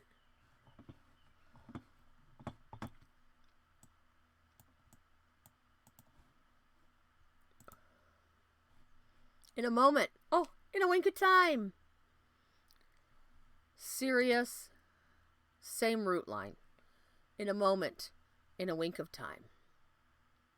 Just like that. And you miss the first resurrection. You're not one of the wise ones going into the door of the millennial reign to be kings and priests for 1,000 years, to eventually be the bride of Yahushua Messiah, when all that is set apart unto him returns unto him at the second resurrection. Just like that, blink of an eye. And he shall break it like the breaking of a potter's vessel. Where am I at? And he shall break it like the breaking of a potter's vessel, which is broken into pieces without sparing, so that there is not found among its fragments a sherd to take fire from the hearth, or to take water from the cistern. Little itty bitty pieces. Are you kidding me? You're going to be broken to pieces if you don't make it. Some won't take the mark of the beast. They still won't make it. Because they're not following the Torah, the commands, the right rulings, having the witness and the fear and righteousness of Yahuah Elohim. For thus says the Master, Yahuah, the set-apart one of Israel, in returning and rest, you are Shua, in repentance and being led by him to the pasture after the long journey. Allowing yourself to be led by that shepherd, you are Shua, you are saved. In stillness and in trust is your strength, but you would not. And you said, no, for we flee upon horses, all the king's horses. Therefore you flee, and we ride on swift horses. Therefore those who pursue you are swift. 1,000 flee at the rebuke of one. At the rebuke of 5 you shall flee, until you are left as a pole on top of a mountain and as a sign on a hill.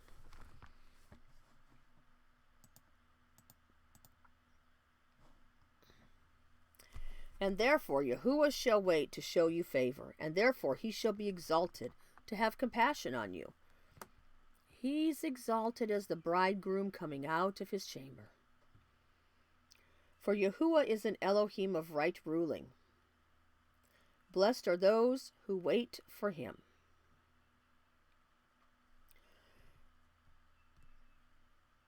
For the people shall dwell in Zion, that's at the first resurrection at Yerushalayim. You shall weep no more. He shall show much favor to you at the sound of your cry. When he hears, he shall answer you. Though Yahuah gave you bread of adversity and water of affliction, your teacher shall no longer be hidden, but your eyes shall see your teacher. He was El with us. The fullness of Elohim bodily wrapped his word in flesh around him to be with us. The husband came to save his bride. He is not half man and half Elohim. That would make him a demigod. Forgive me, Father. And we shall see him again. 1 John chapter 3. We shall see him as he is, and we shall be made like him.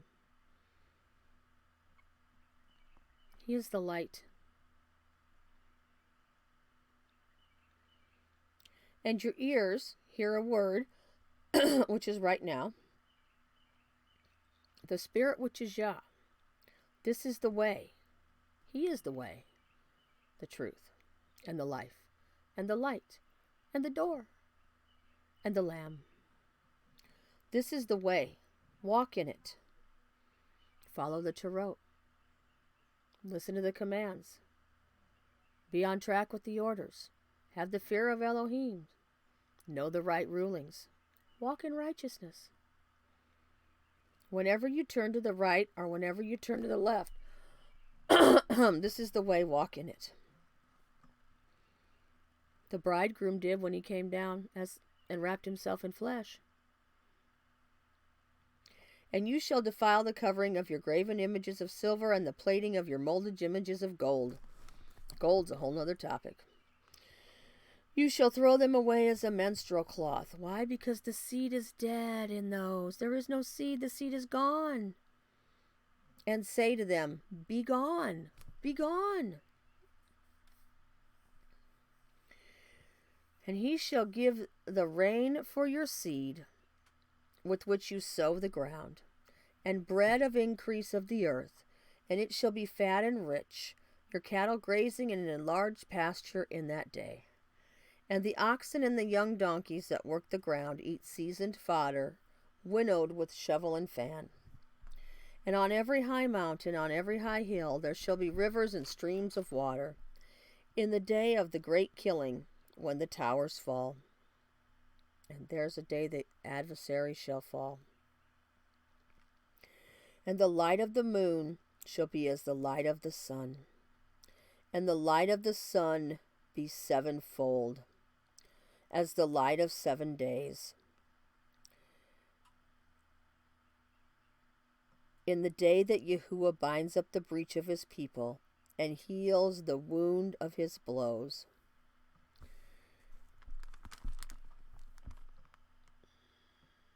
like a light in the dark place, when he comes in and says to the 5 wise virgins, this will be a light like there is no other. Have we sevened ourselves unto Yahuah Elohim? Have we made that oath? Have we taken that vow? Have we followed through with it? Is there oil in our lamp? Is it lit?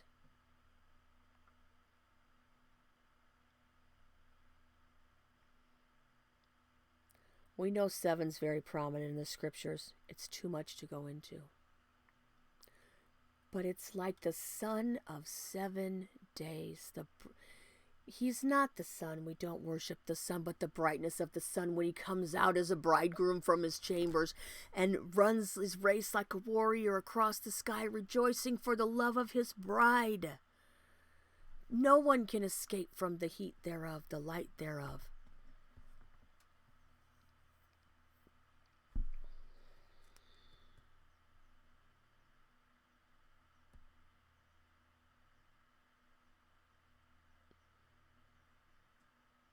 What a day that will be.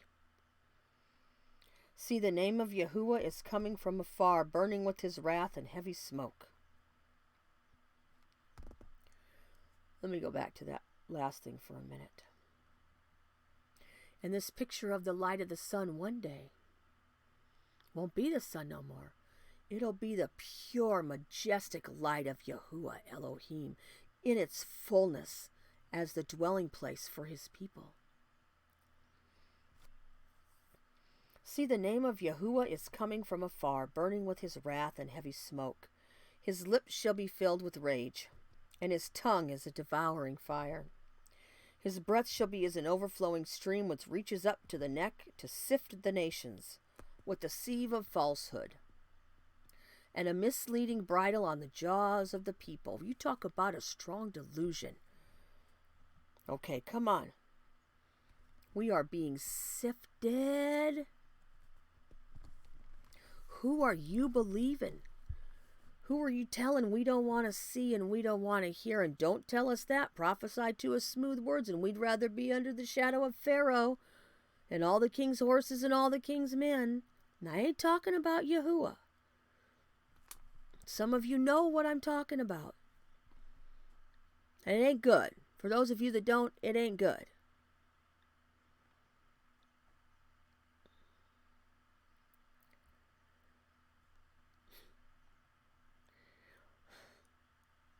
Saw a picture of the king, supposed king, the other day, as they're calling him. And he was in his suit and he was looking in the mirror. And in the mirror, the supposed king in his suit had a king's robe on. And I thought to myself, the real king doesn't need a mirror. You know why? Because he is the mirror. And that's what we should be looking into. Let the song be to you as in a night set apart for a festival, the song of the remnant. And gladness of heart is he who is going with the flute, to come to the mountain of Yahuah, to the rock of Yisrael. And at midnight, at that hour, here comes the light in the dark place.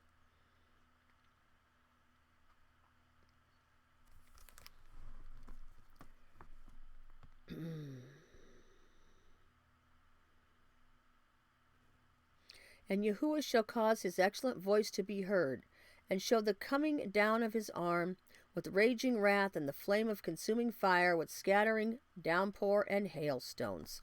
That sounds like something we read in Revelation. Gonna have some hailstones, some downpour, some wormwood. For the voice of Yahuah, Asher is broken with the rod he strikes. And every passage of the ordained staff which Yahuah lays on him shall be with tambourines and lyres, when he shall fight with it, battling with the brandishing arm. For Topeth, interesting word, you can do a word study on it, was ordained of old. Even for the sovereign it has been prepared. He made it deep and large, its fire pit with much wood. The breath of Yahuah as a stream of burning sulfur is burning in it. The breath of Yahuah is the lake of fire. It will take you out and consume you if you are not in line with everything that he breathes. And I guarantee, and I know fire produces light, and I know fire produces heat, and I know sun produces light, sun produces heat.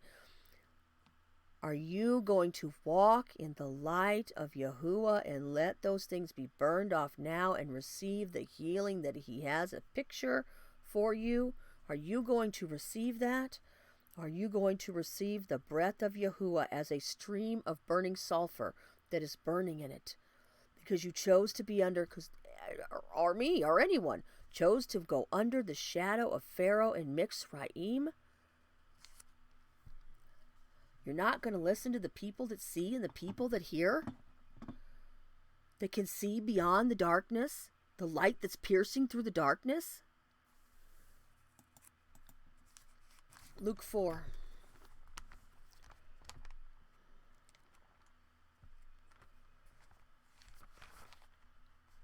Wow. It's going to be 5 hours.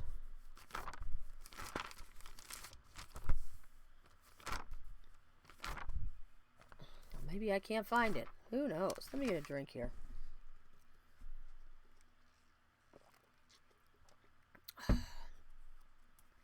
Remember, we said mother-in-law went to the heat line, and I told you couldn't call her a cheese bag. Don't forget that. But we're going to read this real quick here. And maybe y'all will get something more out of it than I got. I just found this amazing. And rising up from the congregation, he went to the house of Shimon. But the mother-in-law of Shimon was sick with a severe inflammation. It's a fever in the Greek. And they asked him concerning her. And standing over her, he rebuked the fever, the inflammation, and it left her. And instantly rising up, she served them.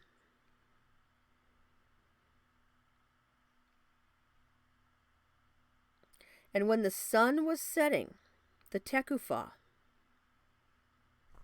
this is the one end of the circuit, one end, with circuit at the other end. It's tekufah. It's also a picture of, over here we have what would have been the barley harvest. Over here we have everything that was set apart to Elohim, including the wheat. We have the second harvest. But again, the first shall be last, and the last shall be first, because the first ones blew it. It's a principle throughout all of Scripture. And when the sun was setting, as we get close to that time, and as we get close to that day, all who had any who were sick with various diseases brought them to him, and he laid his hands on each of them, and they were healed. The sun runs its race all the way across the sky. It's got these healing properties, and I'm not saying the sun is Yahusha. Do not worship the sun. It's got these healing properties, and this is a picture of that. You can't escape from the heat thereof. That's why the mother-in-law is in that root line. You cannot escape from the heat thereof. You can be healed by it. Don't make yourself sick and get sunstroke in the natural. He laid his hands on each one of them and healed them.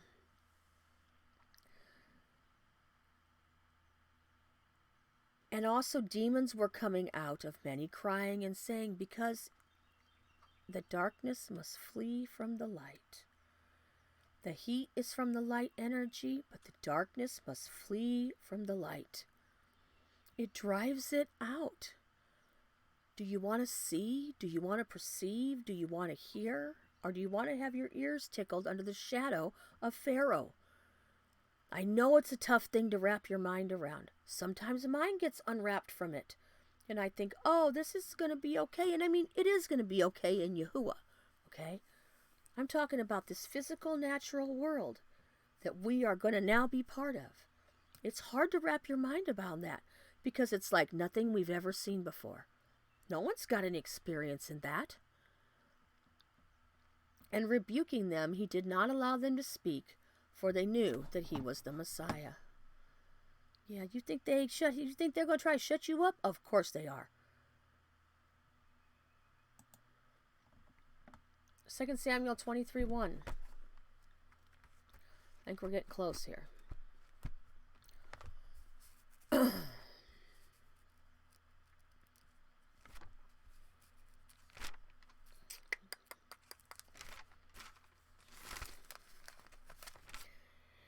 These are apparently, as it has been titled, the last words of Dawid, because it says so. And these are the last words of Dawood, the saying of Dawood, son of Yishai, the saying of the man raised above. I guess we're going to look at raised above.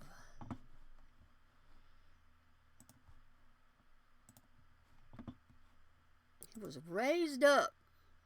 Kum. It's a picture of those who would be under the Melchizedek. Dawid was a king after Yahuah's own heart. He ate the bread. He ate the showbread from the table, which no one but a priest was allowed to eat. He was in the line of the order of the Melchizedek. For those of us who would be raised up on high. Kum, stalk of grain. Raise or rise up, also in the sense of continuing or establishing something. Are we going to continue into eternal life, into the millennial reign? Are we going to be established in the first resurrection? Are we like this stalk of grain who started out as a seed, then became a sprout, and then grew up and got to be a full, mature stalk, bowing before Yahuah Elohim? Kum, that's the word for resurrection. On high. No. He was raised up because he experienced the staff. He was intimate with the shepherd, Ayin Lamed. He knew the shepherd. He knew his weapon. He didn't know Pharaoh's weapon. He knew the shepherd. He knew the teachings. He knew the instructions. And he did the work and yoked himself to them. Did he ever fall? Of course. Anyone that says has no sin, they's a liar.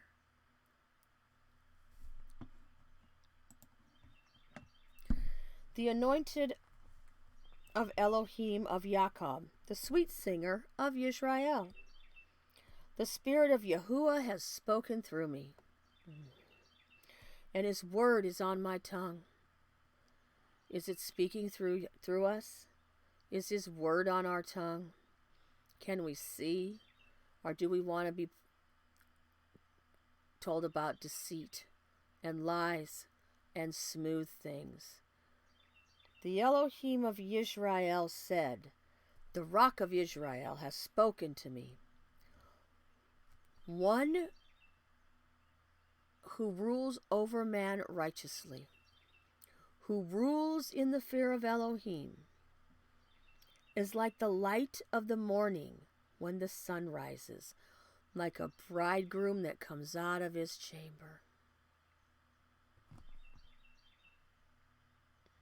and makes his way across the sky, like a great warrior running its race from one end to the other end of its circuit, and no one can escape from the heat which comes from the light, because the heat is not felt until the light touches you. When the sun rises, this is when it rises. It's like this great, glorious beholding. Is like the light of morning when the sun rises. A morning without clouds. Tender grass from the earth. We are like grass. That sun with the proper amount of rain, that it doesn't suck it all out because it takes in some of that moisture. We are like grass. From sunshine, from rain. For is not my house so with El? What came from Dawid's house? What came from the king of Judah? The king of Judah. Yahuah, Yahusha, who came to rescue us. the root and the offspring of Yeshai? For he has made an everlasting covenant with me, ordered in all and guarded, for all my deliverance and all desire. Shall he not make it send forth a branch? Who came from this? The branch, the bridegroom. But the worthless are as thorns thrust away, for they are not taken with hands. But the man who touches them uses iron or the shaft of a spear, and with fire they are burned up in their place. In their place in the lake of fire. We just saw that in the last, in Isaiah 30. Do we...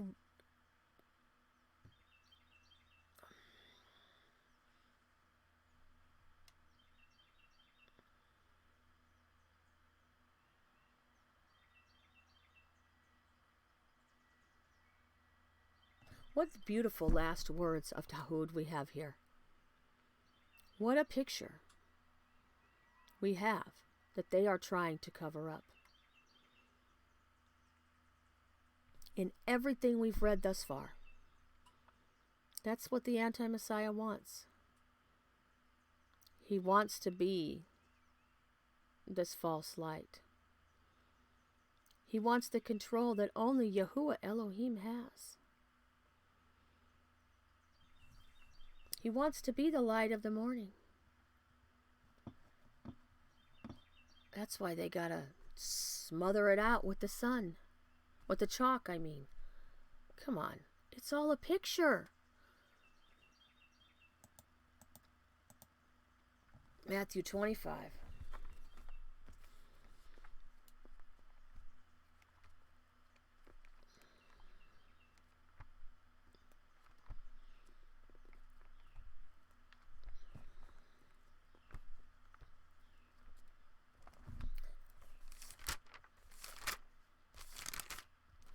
(1 through 13). Then the reign of the Shemaim shall be compared. It's similar to 10 maidens who took their lamps and went out to meet the bridegroom. See it every day. It's a picture every day. Is that what we want? Like when the sun rises in the morning? And 5 of them were wise and 5 of them were foolish. I think after all we've seen, we have some really good understanding of why some were wise and why some were foolish. Is there more to it? Of course. But we have some really good foundation of why. Why? For those who were foolish, having taken their lamps, took no oil with them. They ain't got no light. They ain't got no light. They ain't keeping their lamps full. But the wise took their oil in containers with their lamps. During this time, it's going to be some tough times coming up. It's going to be way harder to prepare. And once he comes and opens the door, there's no time left to prepare. I don't mean physically, though it's okay to be prepared physically. I mean spiritually. Here's a real world example. The lights go out. There's a rolling blackout. There's 3 days of darkness, or whatever this is they speak of. Imagine that. He wants to be your light. You got no oil for your lamp. Guess where you're going to be? In the dark. Now, while the bridegroom took time, they all slumbered and slept. And at midnight a cry was heard, "See, the bridegroom is coming. Go out to meet him." There's going to be a light in this dark place like it has never been seen before. And then all those maidens rose up and trimmed their lamps. And the foolish said to the wise, "Give us of your oil, because our lamps are going out." Oh, they're going to be the second press. But the wise answered, saying, "No, indeed, there would not be enough for us and you, Instead, go to those who sell and buy for yourselves.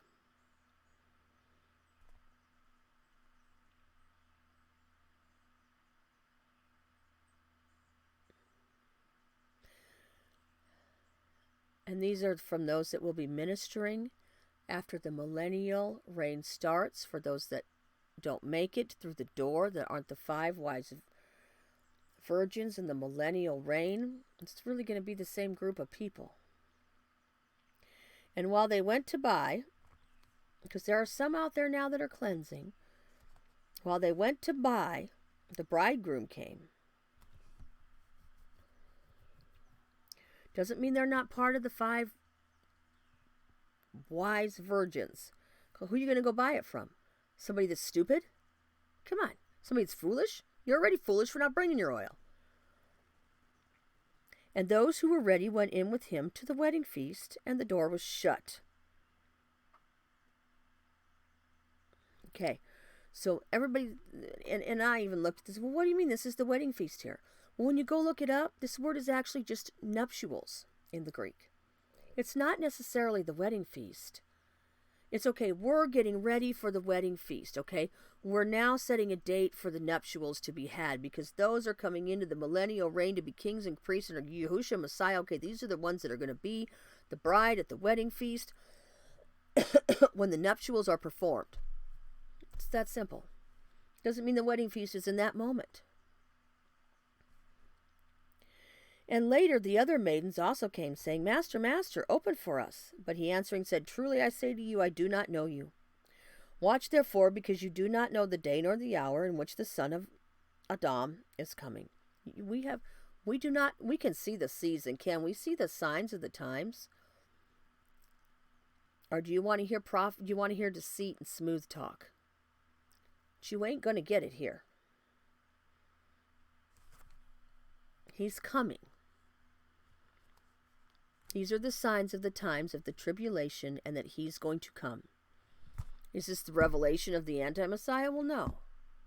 It's supposed to be the revelation of Yahuah Messiah, like the sun coming out of his chambers like a bridegroom, run his race, went down at the other circuit, and here they come to get everything that's set apart unto him, eventually. But that doesn't mean we run around blind. Jeremiah told him about the prophets of Baal. Isaiah prophesied. Yehezkel told him stuff. Yehezkel went and buried his garment in the dirt in the cave wall, for crying out loud. Come on. All these people of old told him. There's no reason not to tell people.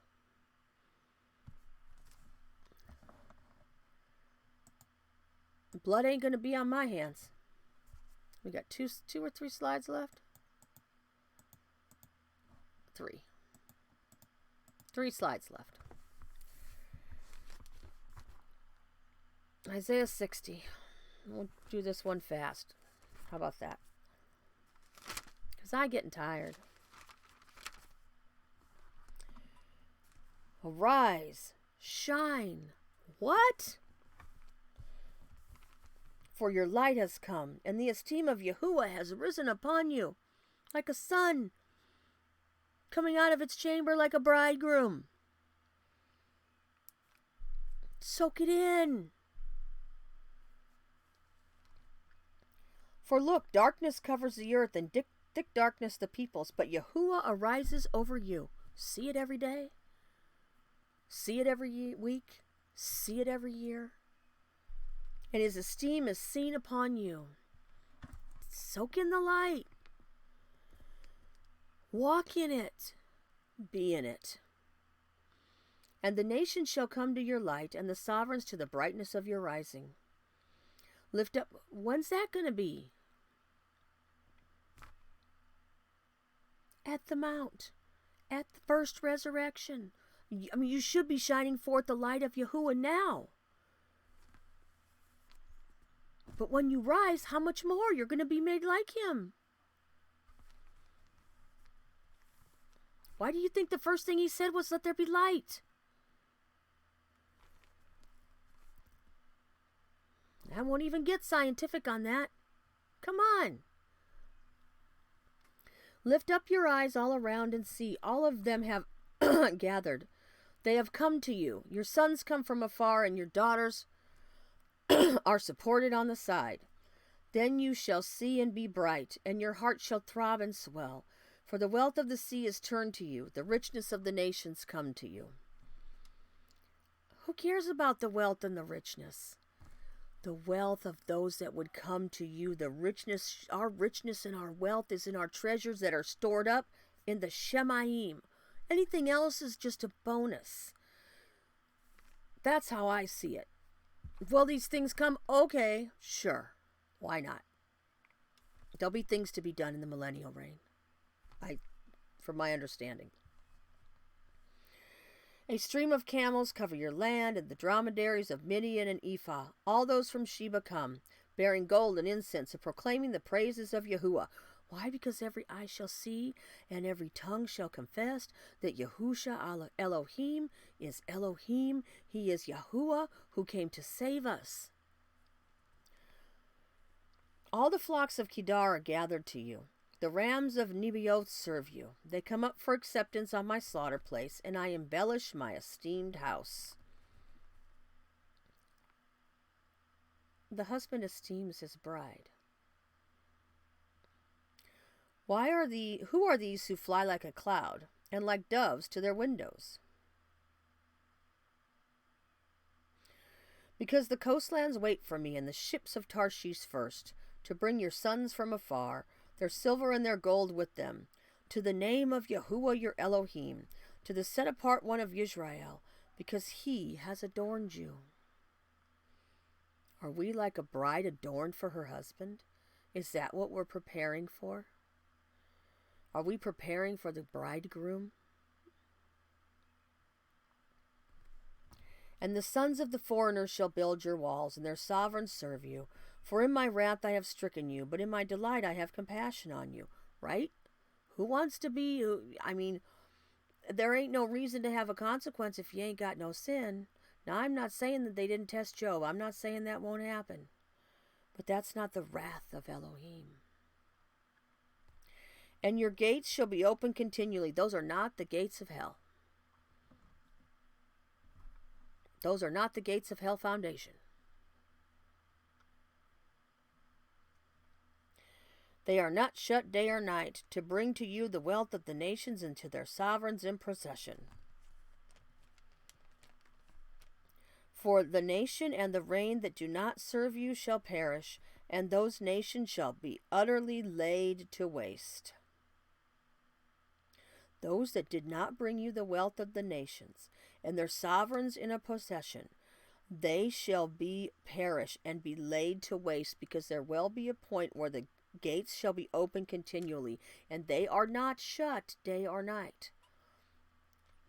Nobody's going to be proceeding through it that does not serve.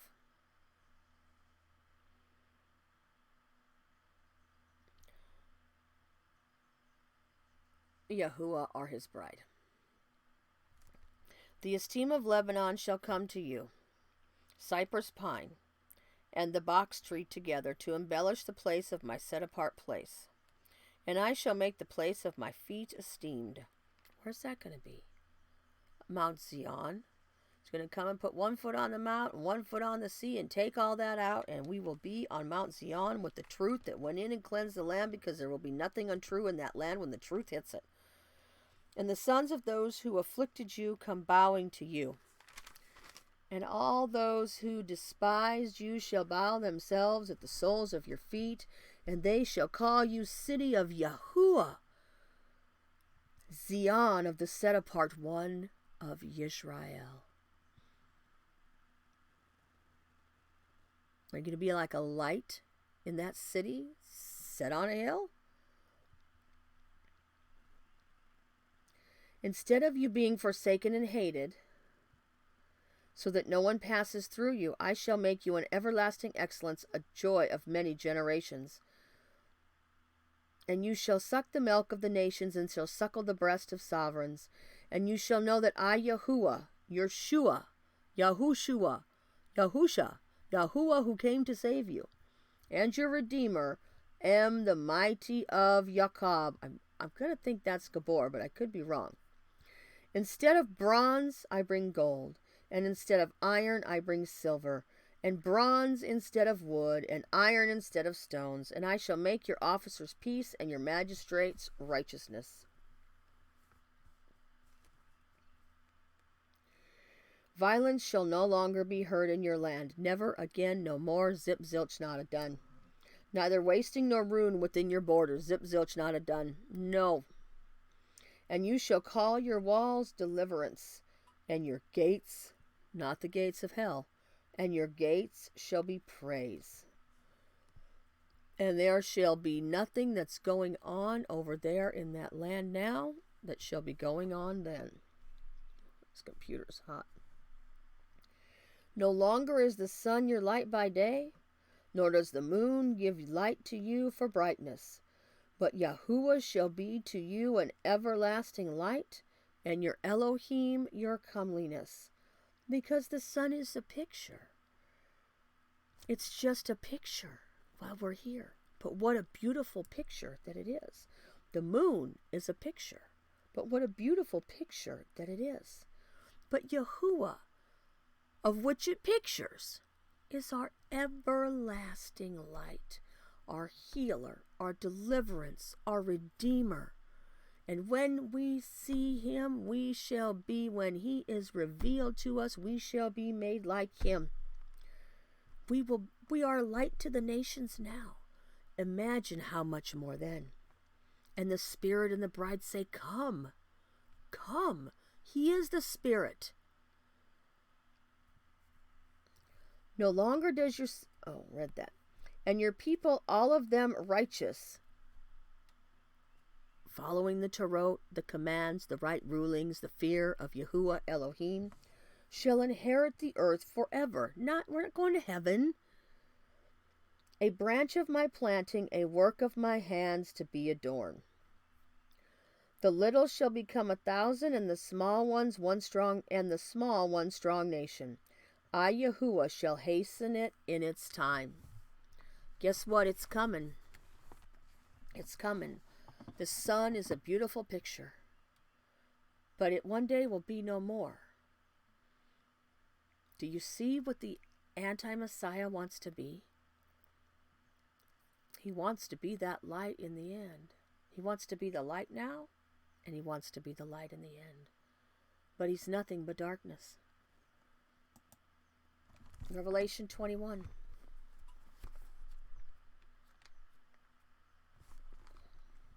Verse 22.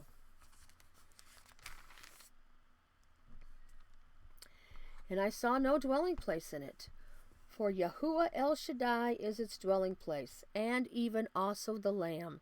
He's one in the same. And the city had no need of the sun, nor of the moon, to shine in it, for the esteem of Elohim lightened it, and even also the Lamb is its lamp. The sun and the moon are pictures. And I know we just touched on the sun, and we're just going to leave it at the sun today. But these are pictures for us. He's not here in his fullness in us right now in this sinful fallen state. Is he here? Of course he's everywhere. Can he be more than one place at a time? Of course he can. He could be on the throne in the Shemayim and on the earth. If he could only be in one place at a time, we got a big problem. We got lots of problems. Because then he's here and he ain't with you. Well, that don't make no sense. And you don't like that, and I don't like it either. And the nations of those who are saved, those who came in the second resurrection, shall walk in its light. And the sovereigns of the earth shall bring their esteem into it, just like we just read. But not if they came against the bride of Messiah.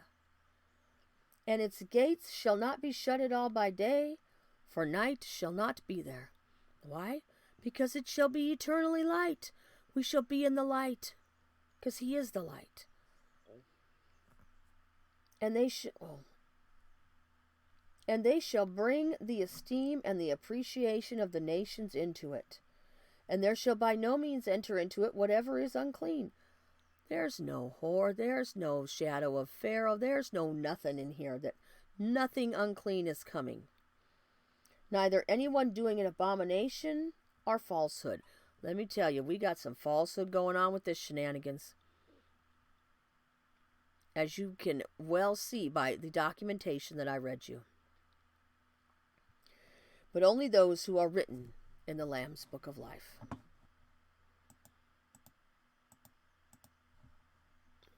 Psalm 17. No, Matthew 17. Pardon me.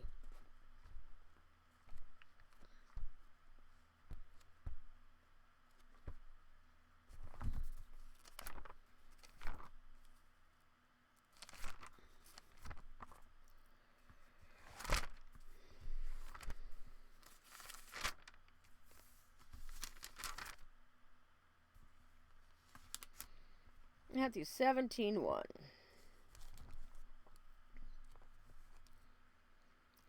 And after 6 days, Yahushua took Kepha, Jacob, and Johanan his brother, and brought them up on a high mountain by themselves.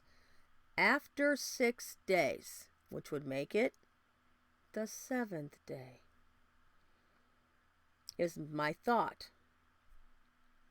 And he was transformed before them, and his face shone like the sun, and its garments became as white as light. What's gonna shine like the sun? We just read it is Elohim himself. Is he the sun? No.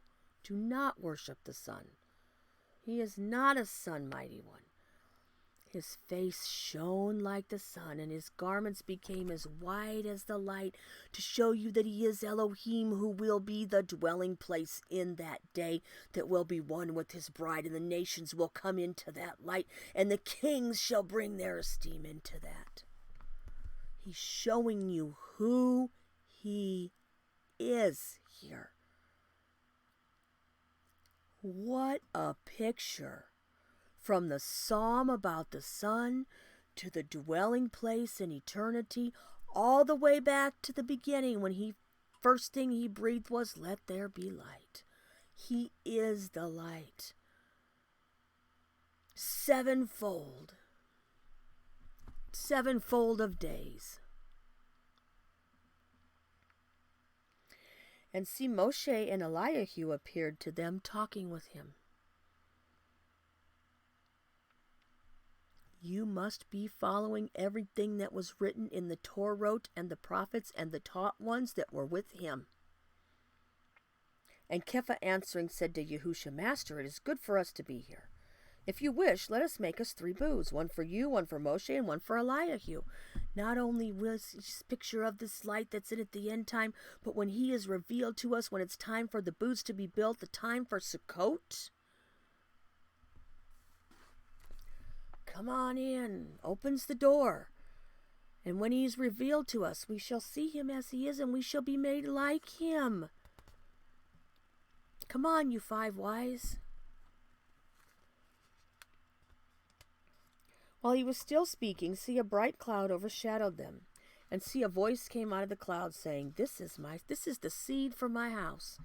This is the fullness of me bodily, wrapped in the seed, the word that I breathed, to come and save you, my beloved bride. This is my beloved word that I breathed, in whom I delight. Hear the word that I spoke.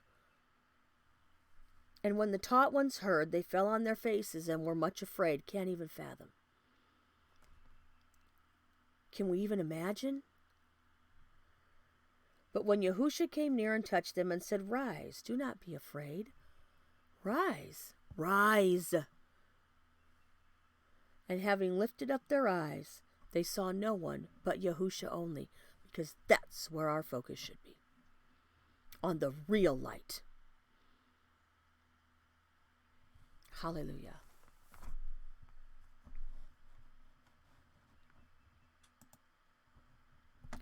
We just thank you, Father. We praise your holy name, Yahuah.